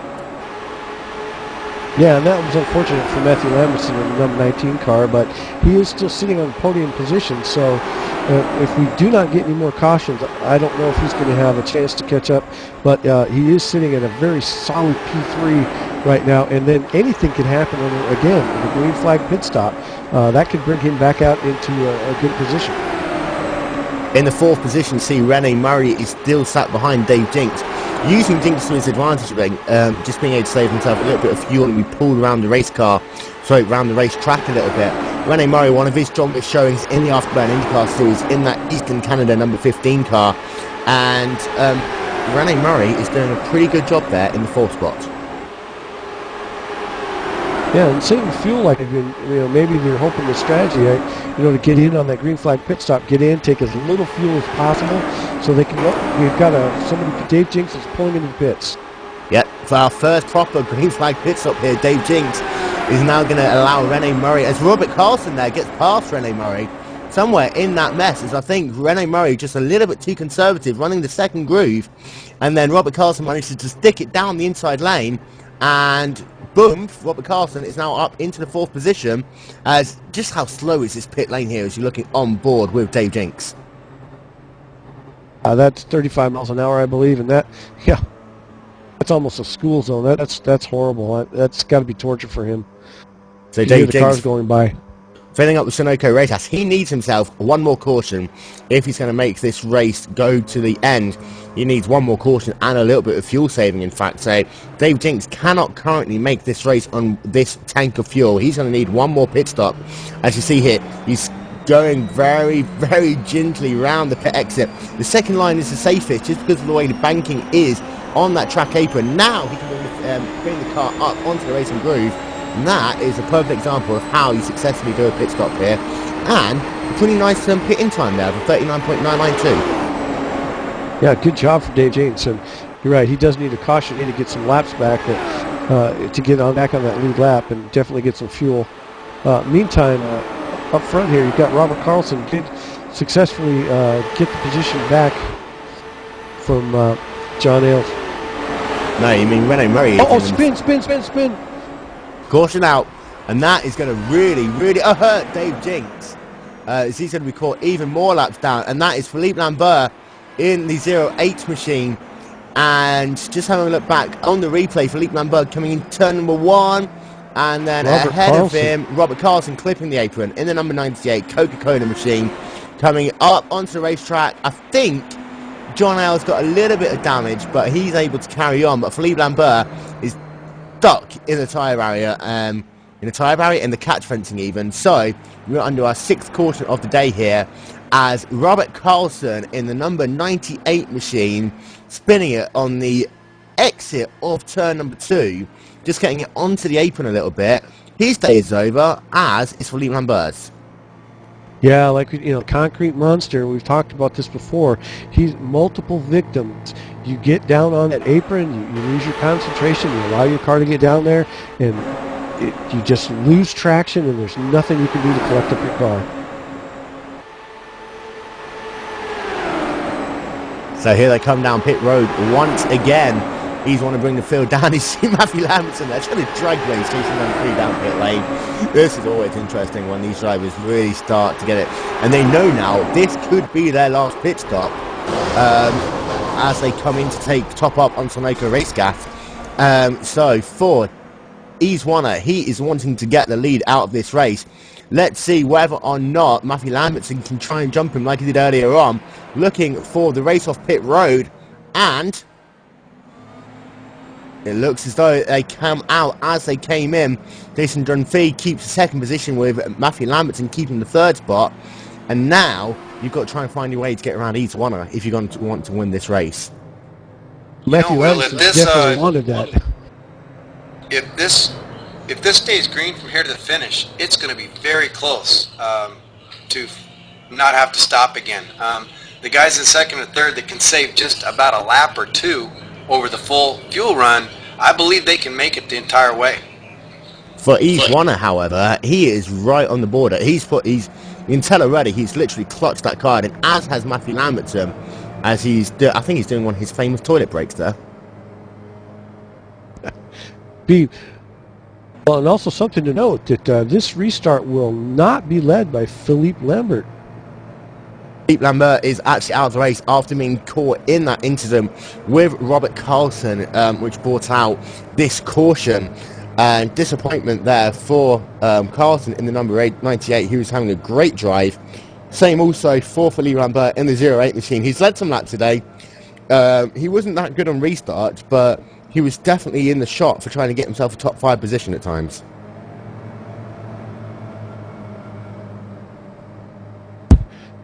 Matthew Lambertson's definitely taking a break at this moment, so, and that's definitely a caution that he was hoping for, because there was no way he wasn't closing the gap on the leaders like he wanted to for P3. So now the field's going to bunch up again, and that's going to give Matthew an opportunity to stay in the draft and get back into the race. So and here he comes. Ease Warner has already scored the 2 bonus points for leading the most laps here today. So Ease Warner is going to at least guarantee himself 2 of the bonus points. However, I think the bonus points up for fastest lap is still up for question. And I don't think that Ease Warner is going to want to try and get that, seeing as he's currently in the hot seat.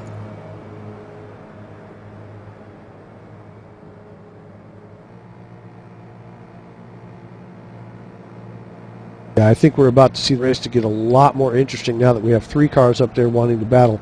Because Matthews, he may ride for a little while, but now he's going to want to get up there and do some tangling with his teammate up there, Ease Warner. Yeah, so this is going to be interesting. Ease Warner, Matthew Lambertson, these guys, even though they're teammates, they are very, very competitive. And none of these drivers are going to give an inch at all on the racetrack. I think Jason Dunphy currently sat in the second position. He might just drop back to third and let these 2 drivers duel it out for the moment. To run for your top 5 is going to go Green Flag Racing with 167 laps, scored complete here at the Dover 400k. Ease Warner is your race leader, with Jason Dunphy in second, Matthew Lambertson in third, John Ailes in fourth, Rene Murray rounding out your top 5, with Robert Carson, Jonathan Goat, Dave Jinks, Giorgio Ponte, and Philippe Lambert rounding out your top 10. Yeah, and you got John Ailes and Rene Murray still just kind of hanging on there for dear life, keeping on that lead lap, not being too aggressive, just kind of running their race, and it's paying off for them. Pace car in. Ease Warner is now bringing the field back up to Green Flag Racing. Green Flag in the air. We're racing once again here at Dover with less than 90 laps to go. And you see Matthew Lambertson immediately looking down to the inside of Jason Dunphy to come through turn number 1. And Jason just giving the position up there, knowing how aggressive Lambertson is going to be at the start of this race. I see a slow car on the apron. I believe that was Giorgio Ponte in the 00 machine. And now Lambertson on the charge towards Ease Warner. Oh, yeah, absolutely. This is exactly what we're talking about. Matthew spent far too much time out there running around in no man's land. He wants some action, and he wants it right now. So you can tell that Eves knows he's coming. So the gap. While that's playing out between the 2 leaders, you're absolutely right. Jason is just he's sitting back. He's going to save his fuel, save his tires, because as the field has kind of cleansed itself, for lack of a better term, I think you're going to see a long green flag run here, maybe to the end. So Randy, are you disappointed that you're not involved in this? Thank you, Will. Is this disappointing for you, Randy? Will, it's actually more fun being up here in the booth with you guys, and you can tell I'm lying, right? Well, actually, he's doing good. He's the team captain. He still has two teammates on the track. I mean, you got Jonathan Goat trying to charge up through there. He's went right through that second pack, and he's trying to make his way up there so he can do some racing, even though he scored 2 laps down. And Jason Dunphy there, he is just letting these two drivers draw it out. You see he's running the second lane all the way around the racetrack. He is not going to get involved in anything until probably 20 laps to go.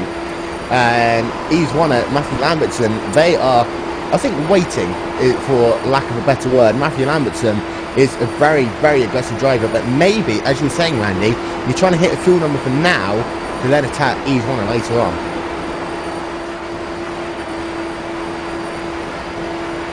And then you see Jonathan Goat doing everything he can. He wants to catch that draft. He wants to get up there, even though he's 2 laps down.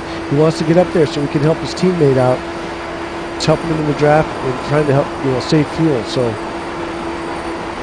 And in the not only that, I think Jonathan Goat is to want to try and get that fastest lap of the race. Currently, it's being held by David Ward in his first race in the Afterburn IndyCar. It's a staggering 19.380 lap there from David Ward. Jonathan Goat looks like he's just a little bit too far back to be able to catch these drivers for the moment, especially as they are, for the most part, lined up. Jonathan Goat, unless he, asks Jason to drop back a little bit so they can charge back up together, I'm not quite sure that, Jonathan Goat is going to get anything, as we're getting word that we still think that these drivers are going to have one more pit stop left to go. But I did some fuel calculations earlier. Oh, another crash, My goodness. 2 cars involved. That's Dave Jinks and Robert Carlson again coming out of turn number 2. Having a look back on the replay, Robert Carlson just getting the car loose off of turn number 2 and drove down to the inside wall. Dave Jinks had absolutely nowhere to go, and Dave Jinks is having to bring the car down pit lane, and disappointing that as we're under one more caution, and now these drivers are going to be able to go to the end of this race without having to save fuel. Yeah, and Robert Carlson is amazing. After that last crash, he was back out on the track and running in the same area he was before, but just could not hold on to the car, and it wasn't the apron, it just somehow he got loose. Poor Dave Jinks, he's run a pretty good race today, so fortunate to see him getting collected up in that. She gave him a nice little swipe as he went into the pits. So, quick question of the night. If anyone is living in Finland and would like to give Joni back some popcorn, please let us know on Twitter and we'll send his address over to you. He's want to bring the field down to get themselves some fresh tyres. This will now guarantee the last pit stop for these drivers. Jonathan Goat stays out on the racetrack. He's one of Matthew Lambertson. Are these drivers going to take tyres or are they just going to top up with fuel? This is where strategy could really come into play, as we are looking to see which one of these drivers is going to win the race off pit road. You have Matthew Lambertson, Yves Warner, and Jason Dunphy coming down into their pit boxes now. Matthew Lambertson stops earlier, and they look as though Matthew Lambertson didn't take fuel. And so close. Yves Warner just manages to keep it.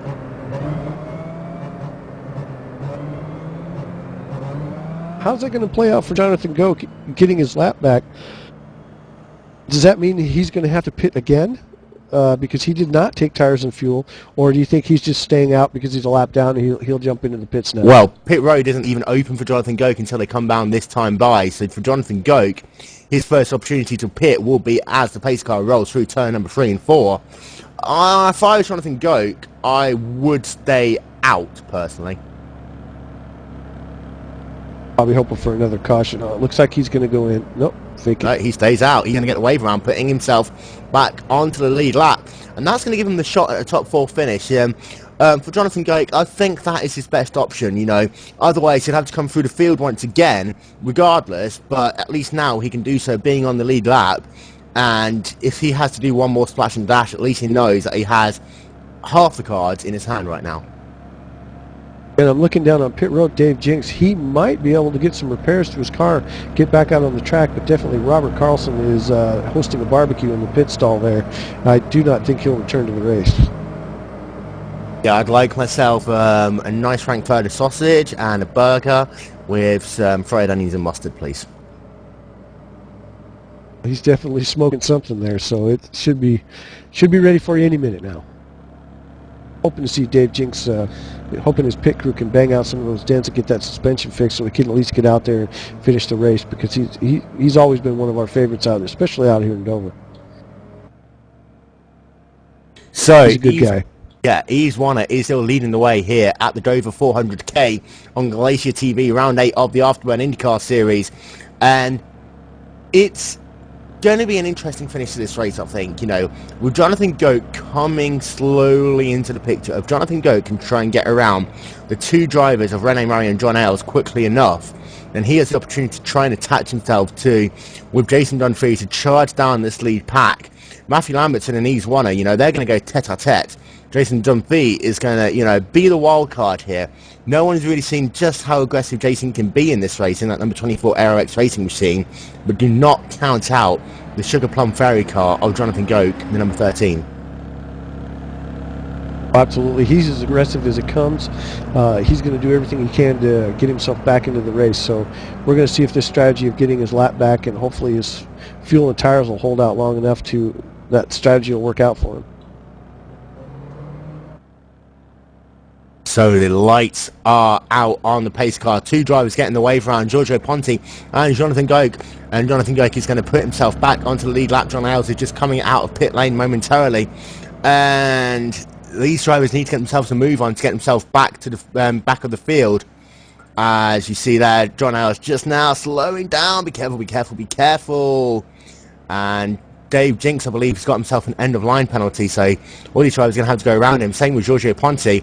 And we are going to be going back to green flag racing with, by my watch, 78 laps left to go here at the Dover 400k. Yves Warner is going to bring the field back up to green flag racing. Waiting a minute, waiting.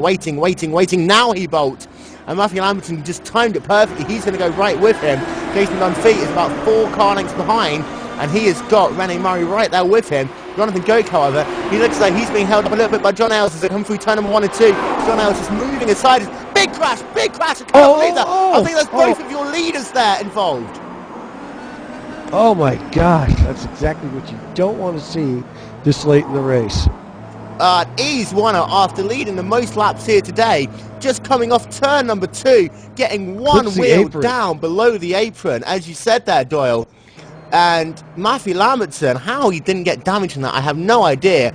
Yves Warner, from the lead of this race, he is going to be heartbroken as he was looking to reassert his dominance in the Afterburn IndyCar series. Let's not forget, last season, he won the overall championship, and I believe the oval championship as well. So for Yves Warner, after having some bad luck early on in this season, he wanted to try and reassert his dominance, and as Joni was just saying, he looks as though he tried to low line a little bit too much, and it cost him dearly. He's limping his car back out on the track. He's only actually got 2 wheels making contact with the pavement at this time, so he's probably going to go around trying to hopefully get his... losing control. I think he's going to need to park that. So cars coming down pit lane again, and guess who's in the lead of this race? Matthew Lambertson. The first car, however, in the pace line, Jonathan Goak in the number 13. I believe Jonathan only got one of the lap backs. Well, I think he's getting his other lap back now, so he'll get the wave around. Okay, I'll take that back. Jonathan Goak, however, is then going to get himself back onto the lead lap. And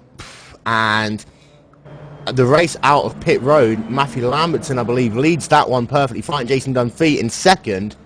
And Jonathan Goak is going to get waved around back onto the lead laps, and now he can come into play. Dave Jinks, Giorgio Ponti, and Jonathan Goak are looking like they're going to get the wave around unless Goak pulls himself down pit lane. I think, however, Goak will be able to make it on fuel if he stays out from now on. So we'll try and ask our technical experts to see whether they agree on that. We're getting different fuel numbers coming out all over the place here. And Randy, I think that one of the things about that is because of the method of, you know, shifting and using the car here, that does create the wild variations in the fuel numbers a bit. Yeah, it really does. I mean, if you can stay behind someone and get in their draft, and let off, you can definitely save some fuel. And I believe they're all good to go from here to the end. Well, The we're ones getting that word just that Jonathan can't make it, so this is going to be interesting because, Randy, being our teammate, we know Jonathan right now. He's chomping at the bit to get back on that lead lap because he knows he has enough car to get by John Ailes and Renee Murray to get up there and start running with his teammate Jason Dunphy. So I can just imagine what it's like inside his cockpit right now. Well, actually, he's glad to be on the lead lap. He's obviously hoping for one more yellow flag between now and the finish, so that he can get the required fuel, so that he can finish. But you got to get the lap back when you have the opportunity. So in my mind, he did the right thing. He stayed out. He's going to be on the lead lap, and if another yellow comes out, he will be in the hunt. If he doesn't get a yellow, unfortunately, he's going to run out of. He's going to have to do a green flag pit stop to lose that lap one more time. So I think he's betting with the number of cars that are back out here that one of these others, somebody else is going to clip the apron and get into the wall, as we've seen so many times today on this racetrack. Well, absolutely. I mean, you look at the standings. John is in 6th place right now on the lead lap. 7th place is 5 laps down. So he has nothing to lose by staying out. The worst he could possibly do is now he's registered in 5th place because Yves Wanner is going laps down now because of his damaged car. So we're going to go back to green flag racing this time by, you see Jonathan Goke, he is getting himself the wave around. I believe that was John Ailes who brought himself back down pit lane. Matthew Lambertson is going to be your race leader with Jason Dunphy in 2nd, Rene Murray in 3rd, John Ailes in 4th, Jonathan Goke in 5th, and then Yves Wanner in the 6th position. And don't forget, next week the Afterburn IndyCar Series comes to Pocono for the Pocono 250. That is going to be one very, very tough race.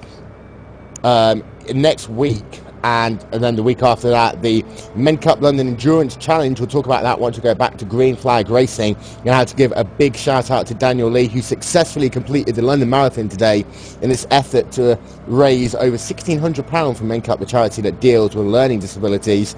Pace car going to pull himself down pit road. Matthew Lambertson, for the first time, bringing the field back to green flag racing. The number 19 Boy Scouts of America accelerates, and we're back to green. Renee Murray looking on the inside of Jason Dunphy right there, trying to make the pass. It looks like he's going to make it stick. Jason's just going to go in and set that off the restart. But Jason's been a little bit slow on the restarts. Probably trying to be a little leery of car that early in the race, so we'll see if he can get that back. So Renee Murray is going to take P2 for the first time in the race.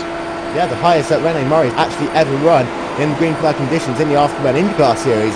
And a great job there by the number 15 machine. As we didn't expect that, as it looks as though all of a sudden Rene Murray found himself a little bit of extra oomph in his car, and this is going to allow Jonathan Goke to close up to the rear of Jason Dunphy in the number 24 machine. Well, interesting too is Yves Wanner has made his way back onto the track after that catastrophic fail to bring out this last caution. So we're going to see if his car was put together enough to get him back up here, and whether or not he starts getting a little frisky up here with the cars that are a lap ahead of him. So Matthew Lambertson is your race leader with Jason Dunphy in 2nd. Rene Murray. There's that crash they were looking for. Oh, yellow flag is out.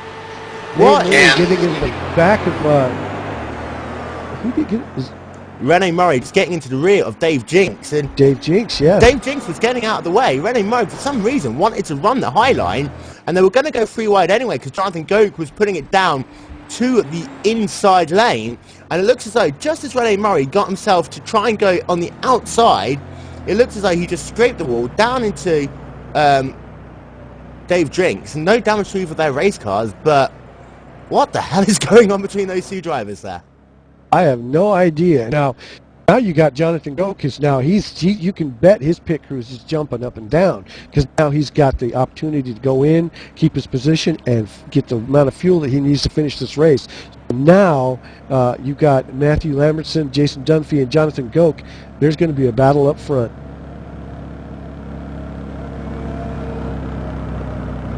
Unbelievable.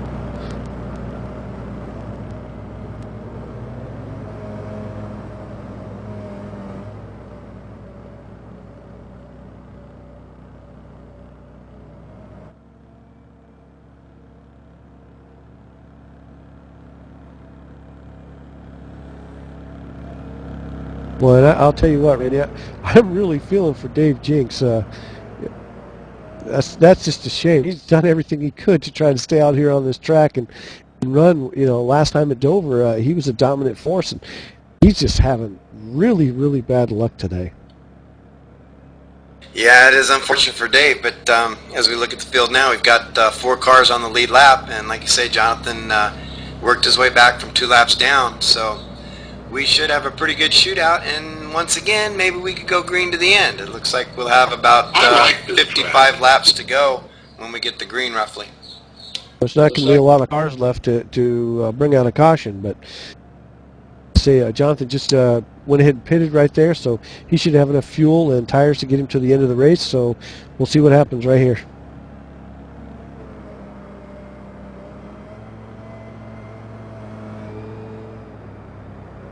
So this is going to be one interesting finish to the Afterburn IndyCar Series round number 8 at Dover.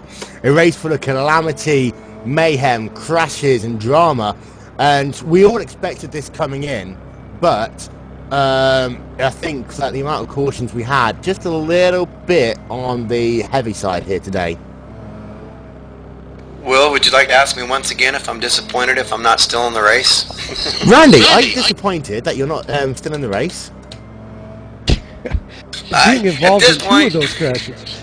Yeah, and if we had unlimited tows, I think I would have been involved in every single one of those yellows. That's a good point. There's only 7 of 18 cars. Actually, it was impressive to see how many cars actually showed up today to race Dover, knowing full well that this is a really tight track, and this is what can happen. Showed up anyway, and that's really great. Yeah, it was a nice turnout for this race. However, it is one of those tracks that if drivers don't do a lot of practice, it does end up sometimes going horribly wrong. And I'm sure series officials, when they come to make the 2013 schedule, will be having a close look to see whether Dover will be suitable to coming back to.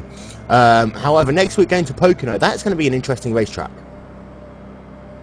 Pocono is always an interesting racetrack. That can go 2 ways. That can look like this race in a lot of ways because of the technical on the track and the way the shape is in the corners, and that takes one end of the track is completely different than the other end of the track, so it takes a lot of engineering on those setups to get a stable race car at Pocono. And actually, well, to be honest with you, this kind of racing right here, maybe for the race car drivers, isn't exactly optimal.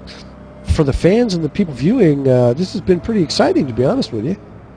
Yeah, this is what happens when NASCAR meets the Afterburn IndyCar Series. We're about to go back to green flag racing here with Matthew Lambertson in the number 19 machine ahead of Jason Dunphy in second, Jonathan Goke in third, Rene Murray in fourth, John Ayles in fifth, Yves Warner in the 6th spot.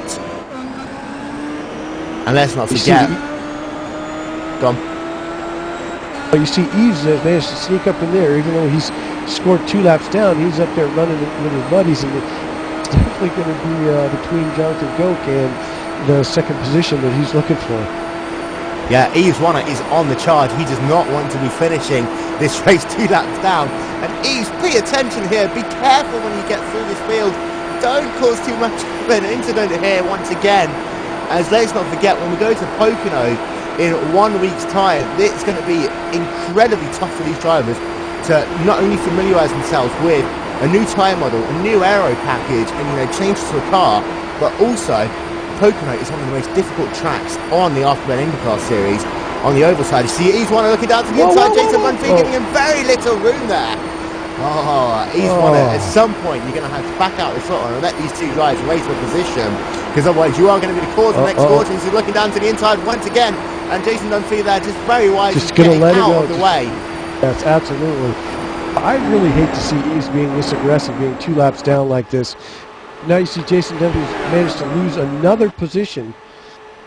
So by being nice, teammate Jonathan Goke. So by being nice and letting Yves Warner go past, he's lost the second position there to Jonathan Goke. Now you've got 3 of the hardest races in the Afterburn IndyCar Series. You've got Matthew Lambertson out front. Yves Warner is going to be racing his teammate to try and get himself back from 2 laps down, looking to the high side. What is going on between here? Yves Warner diving down to the inside. I have no idea what he's doing here. Jonathan Goke currently sat second position. Oh my goodness. I actually don't know whether he's just wanting to wreck the leader here to get himself back into the league lap. Well, he's just doing everything he can to get in front of the leader, because should the yellow come out, he will automatically get a lap back. So, granted, there's only about 50 laps left, but he's giving it all he got. Less than 50 laps to go now here at the Afterburn IndyCar Series, round 8, Dover 400k. Yves Warner is, in some ways, he is looking to the high side there. Jonathan Goke, he's going to have a look down the inside. So Jonathan Goke, I was about to say, whilst he's being ultra aggressive, he was being a buffer to Matthew Lambertson, but now that is out of the question. Jonathan Goke, he is up now, right behind the rear of Matthew Lambertson, in the battle for the first position, as Yves Warner is going all the way back down behind Jason Dunphy. This is going to be really interesting watching these top 4 drivers for the rest of this race. So Jonathan Goke looking all the way down to the inside. Who can go the lowest into the corner? Jason Dunphy starting to get racing himself there, as Yves Warner, I think he's realised that he's not going to need to get past all 3 of these drivers, and he's just got to sit it out for a moment. Yeah, you're right, Will. It does look like Yves is kind of backed out and thought, okay, I'll just let these 3 go for it. On the high side, here comes Jonathan Goke, side by side through the corner. Jonathan Goke, is he going to try and make the pass on the high side for the lead? And he's got himself ahead as they come through turn 3 and 4 now. Matthew Lambert's going to have the inside line. That's the shortest way around the racetrack. But Jonathan Goke doing a superb job of pinching down here across the line. 3/100ths of a second. And Jonathan Goke is trying to do the impossible and overtake on the outside line here at Dover. Didn't quite happen, and he tucks back in, and he's trying to look down to the inside, and he's going to have to try and regain some momentum now. Well, and he was trying to get some help. It looked like Jason was trying to help him, give him a little push on that outside line, but he just couldn't quite get up there. But that was quite a courageous attempt. It is really, really tough to pass on the outside, but you're right. Jonathan Goke and Jason, being teammates, sort of hooked up, and makes for an interesting combination we have here. If we look at the relative screen, you have those 4 drivers, you've got 2 different teams, so we'll see if maybe Yves comes up to help Matt, being his teammate. So you have the LOX races with Jonathan Goke and Jason Dunphy currently sat in 2nd and 3rd position. Matthew Lambertson sat in 1st, with Yves Warner 2 laps down, 4th in line. So you could have the fact that Yves Warner might try and help out Matthew Lambertson should it be required. Jonathan Goke all over the pack of Matthew Lambertson, as we've just got ourselves 43 laps to go here in the Dover 400k. This is really, really hotting up now, and we said that this race is going to be full of drama, and it looks as though on the racetrack, the racing is just getting more intense by the moment. Oh yeah, and I don't think he's seen the last of Yves either. I think he's just kind of sitting back and kind of catching his breath, but I can't imagine that he's not going to try to come back up through there. He's just got too much race around him. It looks as though, let's not forget also that Jonathan Goke, we believe, hasn't got the fuel to go to the end, so he might still have to come down pit road to make himself 1 more pit stop. So it's going to be very interesting to see whether or not Jonathan Goke has got the fuel to try and eke it out, but he's been so racy, I don't think he's even remembered the fact that he might have to make 1 more pit stop here. Well, he pitted under that last caution, so he should have the same fuel as everybody else on the track. Did he come down pit road? Oh yes, he did. He did come down pit road, sorry, I take that back. As he's again looking to the high side there of Matthew Lambertson. And looking down to watch the saves it. That allows Jason Dunphy to get past, and Yves Warner on the outside, side by side. Jonathan Goke might just be able to get the gap back from Yves Warner, probably calling to Jason saying, "Go low, help me, help me, help me." But Jonathan Goke lost the 2nd position to Jason Dunphy, and now it's Jason's turn to try and put pressure on Matthew Lambertson in that Boy Scouts of America car. Here again to the high side. Can Jason make the outside line work? 2 wide going through turn number 1, and will Jonathan Goke try and push him around, or will he try and take the position back from his teammate? I tell you, it would be a lot easier for John to push Jason around if that could be done, if it wasn't for Yves hanging out there in the relative 4th spot, because if John let Yves get underneath, then that means that Yves can catch up to Matt and start working with him. So we've got a nice battle brewing here. Oh yeah, we've got ourselves less than 40 laps to go off the Dover 400k, and things really, really kicking off here. And I have to say a big thank you to Joni Backmann for the amazing in-car cameras we have here today. The new technology being trialled in the Afterburn IndyCar series. And Jonathan Goat, is he going to carry on pushing? He's getting very squirrely to come into the corners. And let's see whether or not Ease One will try and help out his teammate Matthew Lamberton. But it looks like for the moment, Lamberton has the job done. And it also looked like the last few laps that Eves was going to tuck in behind Jason and John and try and work their way past Matt. Maybe Eves has a little animosity towards Matt with that little tangle they got into the yellow before last. Well, I think when he takes a look at the replay, he'll find out that there wasn't any reason to have animosity with Matthew, but we know how it is when you're out there on the racetrack. You don't get to see the replays, you just get to react to whatever happened to you at the time. That's right. I mean, half the time when you think you've been done wrong, when you look at the replay, it's like, oh, I think that may have been my bad. So, absolutely. So for everyone watching, don't ever say that Team Afterburn and Layer X races never raced. As Joke again, getting very squirrely coming up in turn number 2. Now East One is going to have the opportunity to run the outside line again. Goat, once again, manages to dodge a bullet there. But Goat looks as though he is pushing oh so hard as he is trying to help out Jason Dunphy on the outside. Matthew Lamberton, for the moment, he's just holding the inside line to perfection. In the going to have across the line 219 complete in the Dover 400k. Matthew Lamberton is your race leader with Jason Dunphy in second. Jonathan Goat is sat in the third position with Rene Murray in fourth. John Ailes in fifth. Yves Warner is running out your top 6. Well, when they come around the start-finish line, they'll have 30 laps to go, and these laps are really clicking down pretty fast under this green flag pace. And I think that one thing to remember as we're watching this race, unless there's another caution, Yves Wenner that you're seeing on your screen here that looks like he's part of the pack is really not in this race at this moment unless we have another caution. So yeah, so Yves Warner, as the later it goes on, the later he'll realise that he's less likely to get himself back onto the lead lap. He's currently sat in the 6th position. The reason why he wants one of those laps back is because John Ailes, he can then overtake if he does manage to get himself, one of those laps back. But as they come across the line again with 220 laps scored complete, the top 3 drivers separated by less than 0.2 of a second on the racetrack. Yves Warner, he's currently sat at 4th and 9, even though he's scored in the 6th position. And Yves Warner really could come into play for the rest of this race. Will he still try and make his way through this pack? Will he try and help out Matthew Lamberton? Or will he try and get a little bit of revenge and help out the ROX drivers? We almost needed some comic book music right there. Looks like Jason got on the apron a little bit, lost a little bit of time. But looks like his teammate's going to help him out. Now, what do you think, Randy? You think Jason and Jonathan are kind of content? Hey, we're on the podium. We got 2 and 3. Let's just ride this thing out to the end. Or you think they're actually going to try to attack Matthew? No, not at all. They are not taking it easy. They're giving it everything it's worth before the end of the race. Now, they might be just sort of kicking it as we look at them right now. But no, Jason and John, they're going to race as hard as they can, even with each other, when we get down to 5 to 10 laps to go. Yeah, and let's not forget, we've got the ROX team manager, the Team Afterburn team manager, both in the commentary booth. This could get interesting on commentary as well. But we also, let's not forget that John Ailes currently scored in the 5th position.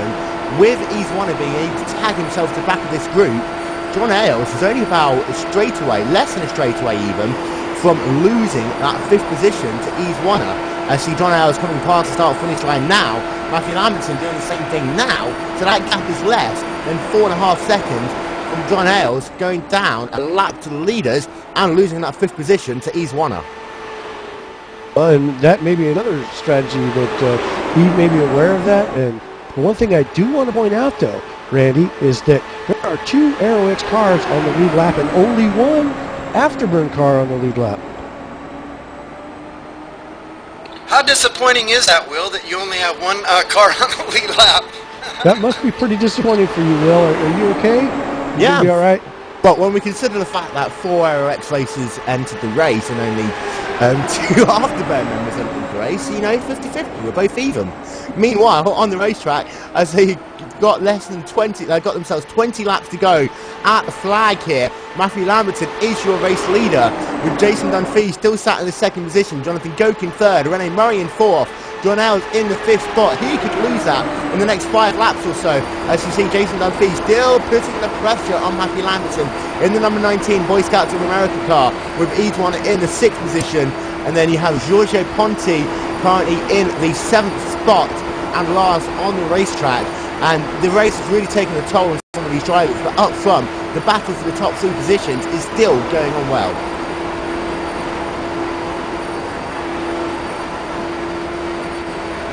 And Randy, I had to ask you, is it disappointing the fact that I was able to chuck statistics back at you? Not at all, Bill, not at all. I see there, Matthew Lamberton now putting the lap on John Ells, and as he shuffles back, there we are, he's won a back up into the top 5. John Ells relegated to the 6th position, and this is a tactic that I've used myself so many times. If you are laps down, you're fighting people, laps down yourself, you can just hook onto the back of that lead pack. As the choo-choo train comes along, you can actually just tuck in behind, and while the driver's being lapped on the outside line, you can just squeeze past them, job done.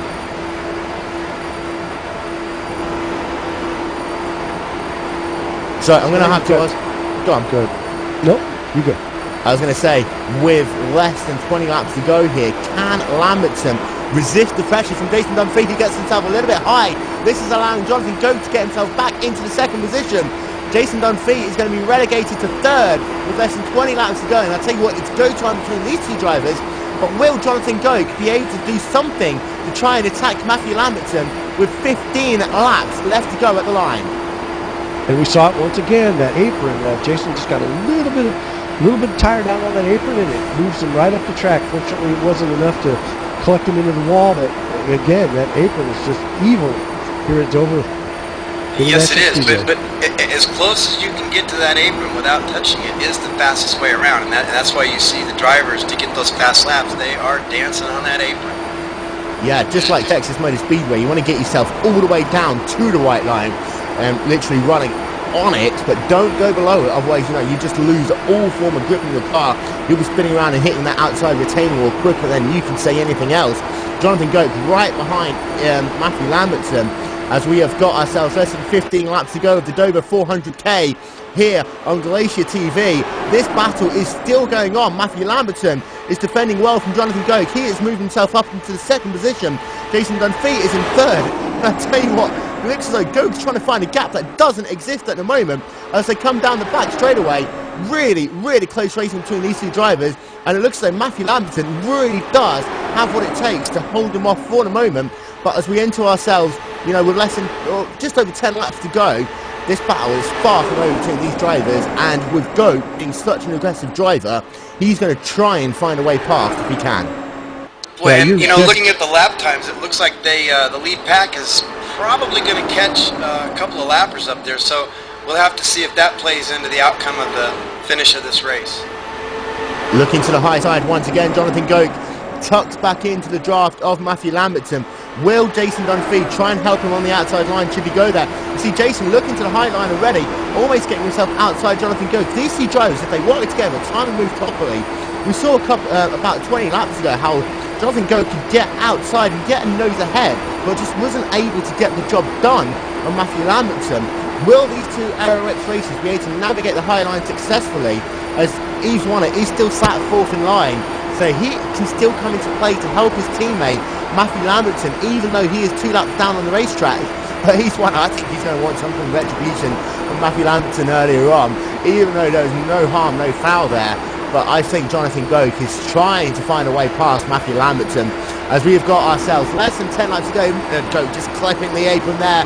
That's going to allow Lamberton to get himself a car length advantage. You've got the 2 cars of Giorgio Ponti and Rene Murray. They're going to go themselves laps down again. Well, Rene Murray's going to go down 1 lap. Giorgio Ponti's going to go down 1 more lap. And we've still got drama as we're approaching the last part of this race. And Doyle, things still hotting up here, and these lap cars are now going to come into play.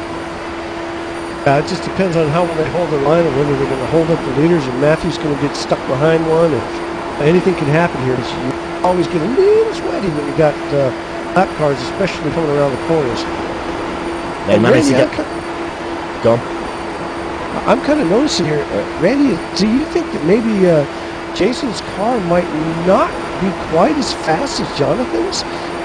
Notice Jonathan will suck up a lot better than Jason is right here. I don't know if it's the difference in the setup or if Jason's just trying to save his tires for the last couple of laps to where he can gain that thousandths of a second and get underneath and make a pass. Good question, Doyle. I really don't know. 4 laps to go here at the Dover 400k, round 8 of the Afterburn IndyCar Series presented by Glacier TV. Matthew Lambertson is still your race leader, holding on for dear life from Jonathan Goethe in second. Jason Dunphy in third, Rene Murray's in fourth, East Warner in fifth, and John Ailes rounding out your top 6. And just look at that, Jason Dunphy just looking again to the high side, just waiting to see if there's anything else happening between these two drivers ahead so he can try and steal victory should something happen. Jonathan Goethe, as they come down, they're going to have 2 laps to go at the line. Does Jonathan Goethe have anything from Matthew Lambertson? They've got themselves 2 miles to go here at the Dover 400k. Jonathan Goethe closing. The gap is now down to less than 2 car lengths as they come through turn 3 and 4. And as they come through to pass start finish line this time by, the white flag is in air. Matthew Lambertson leading the field into the final lap. Jonathan Goethe sat in second position, and Jason Dunphy, will he see if he can counteract a move should Jonathan Goethe try and make one as they come down the back straightaway. Matthew Lambertson looks as though he's got himself perfectly set up for the finish, coming through turn 3 and 4 for the final time. Matthew Lambertson is going to win round 8 of the Afterburn IndyCar Series to go to 400k. Jonathan Goethe second, Jason Dunphy third, and the top 3 drivers separated by 17/100ths of a second there. Close finish at the end of the Dover 400k. Excellent racing, excellent racing. That's what you like to see. You see teams working together. You see driver up front kind of holding his line and the battle going back and forth. It just doesn't get much better than that. That was a great 3-way battle up front. That was nice to see. So hats off to Rene Murray as well for hanging in there, only a lap down in the 4th position. Just a point of note, coming down pit lane, East Warner just pushed Jonathan Goethe into the wall. So if there's any incident between those 2 drivers, it'll be interesting to see whether or not they're going to have an argument once this race is over, whether Goethe felt that he was being held up by Eves when he was laps down.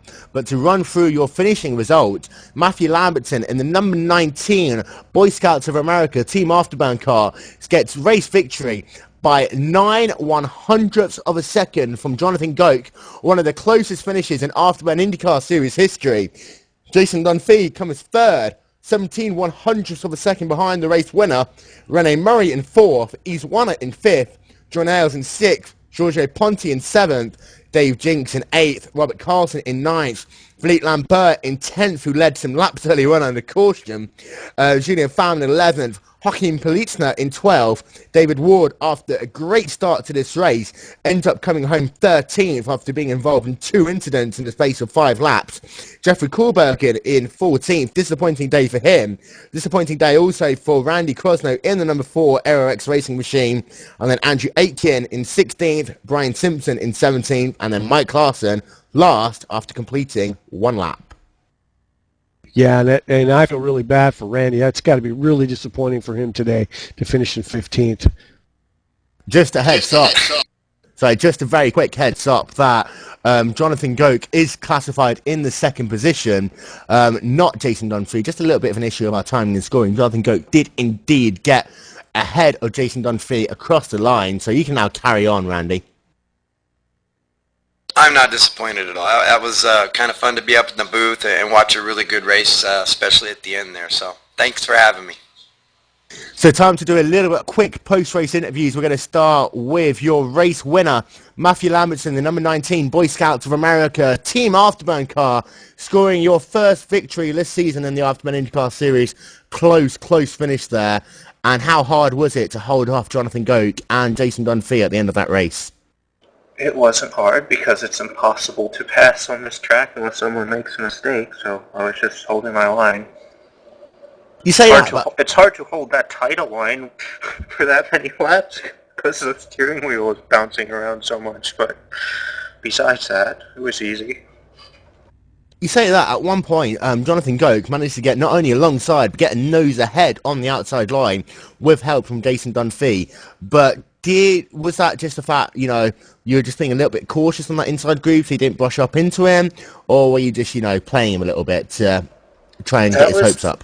Because I was lazily driving around in fifth gear and not getting the most revs, so as soon as I saw him start to get away, I just started shifting, and then I had max revs the whole time. So, go on, Randy. I'm sorry. Well, you know, Matt, there was you and Eves had a great race going down there, and then it looks like you guys got tangled up a little bit, or Eves kind of lost it. What was your perspective on when that happened? I think he just hit the apron. It was surprising. I got a good restart, so maybe he felt a little pressured, but I wasn't even planning on passing him at that point. I was just going to save fuel and hope I could get him on the last pit stop. Well, congratulations, Matt. That was a very well-run race. Moving on, sorry. You can say one more thing, Matt. It's loud. Oh, I was just going to say thank you. Oh, you're welcome. Moving on to second place. Matt. Moving on to second place finisher Jonathan Goke. Jonathan, that number 13 Sugar Plum Fairy machine did really well, getting himself up into the second position after some troubles earlier on. How hard was it to try and find a gap to see whether you can take Matthew Lambertson? Sorry, microphone was muted. That's extremely hard. This track is pretty much just one of those conga lines. You just got to follow and wait for a mistake. And just want to quick point out that it is the Purple Fury machine, not the Sugar Plum Fairy. Thank you. I'm sorry. Did we mess that up? At one point, you did try and run the high line with Jason Dunphy and got yourself a nose ahead of Matthew Lambertson. Did you think that you would have had the opportunity to work the high line, or were you just, you know, trying to force Lambertson to clip the apron and make a mistake? Yeah, there was a chance there. I was just going to try to hold it as low as possible, but there's always a chance he could wash up, and that would have ruined both of our races. It's just not worth it. I'll take a second after being 2 laps down at one point. And moving on to Pocono next week, a track that you're looking forward to at all? Love it. Gotta love Pocono. And Jason Dunphy, in your first race in the Afterburn IndyCar Series this year, you score yourself a solid top 3 finish in the Aero X Racing number 24 car. Good job by you, and it did look, for the most part, like you weren't really putting pressure on any of the drivers ahead. Nah, my plan at the beginning of the race was, since it's 250 laps, I was just going to hang out as long as I could stay up with the lead pack, be there for the end, and see how everything falls into place. And you did, at the end of that race, manage to dive down and take the position from Jonathan Goke at one point until it looks as though you kind of got a little bit loose coming off of turn number 2, I believe, and then that allowed Jonathan to get back past underneath you. Were you racing Goke a little bit less hard being a teammate, or was it just anyone takes it all? I was pushing really hard going after Matt, and I went down and got a little too low and just clipped the apron. And once you clip that apron, that car gets real loose down low. And I was able to catch it, luckily, which let Jonathan underneath me. But I was pushing hard. I wasn't going to give him too much, but I wasn't going to take him out either. And Eves Warner came home in the 5th spot, 2 laps down. Eves, it did look for a moment like you were trying to get your way back to lead that pack in the hope for another caution. And at one point, almost caused a caution yourself doing so. Just how much did you want to get one of those laps back? Yeah, first of all, I was very disappointed, and then I tried to get my laps back. But when I realized these 3 guys, they were fighting, and I was 2 laps down, it would be very unfair if I tried to get my laps back, so I went back. And moving on to Pocono next week, you've had yourself a pretty good run on the Oval so far, but you're wanting to try and get yourself back into a dominant position after winning the Oval Championship last year. Is Pocono going to be a race where you can get some of that momentum back? Yeah, I'll definitely think so. When it works all together, I can get my top 3 positions. I mean, I'm still so disappointed about my mistake in that race. I had the most laps qualifying and fastest lap in the race, and I didn't manage to get the win. Yeah, I have to look next week, and next week is another chance, so I'll try then. And actually, I'm going to have to disappoint you. You don't get, I believe, I have to check to see what the rules are, but you tied for the fastest lap of the race. So it'll be interesting to see whether you get the 2 points, whether they're shared 1-1. But good luck, good race for you as well. We're going to talk about the new tyre model in the Afterburn Social Hub after the race. So we're going to say goodbye to you now. We'll continue with this in the Afterburn Social Hub. So check that out on teamafterburn.com in a couple of hours' time. Meanwhile, we'll be back for round number 9 of the Afterburn IndyCar Series, the Pocono 250 next weekend. And once again, I have to say a very big well done to Daniel Lee, who successfully completed the London Marathon early on today, in the process raising himself over £1,600 for MenCap. The MenCap London Endurance Challenge comes to you live from Brands Hatch Indy in just a couple of weeks' time, and if you're looking to race a one-off race in the Afterburn IndyCar Series, there's still plenty of spaces left for that. Meanwhile, for myself, from Randy Crossno, from Doyle Johnson, Joni Backmann and Jarno, and everyone at Glacier TV, we wish you all a very good afternoon.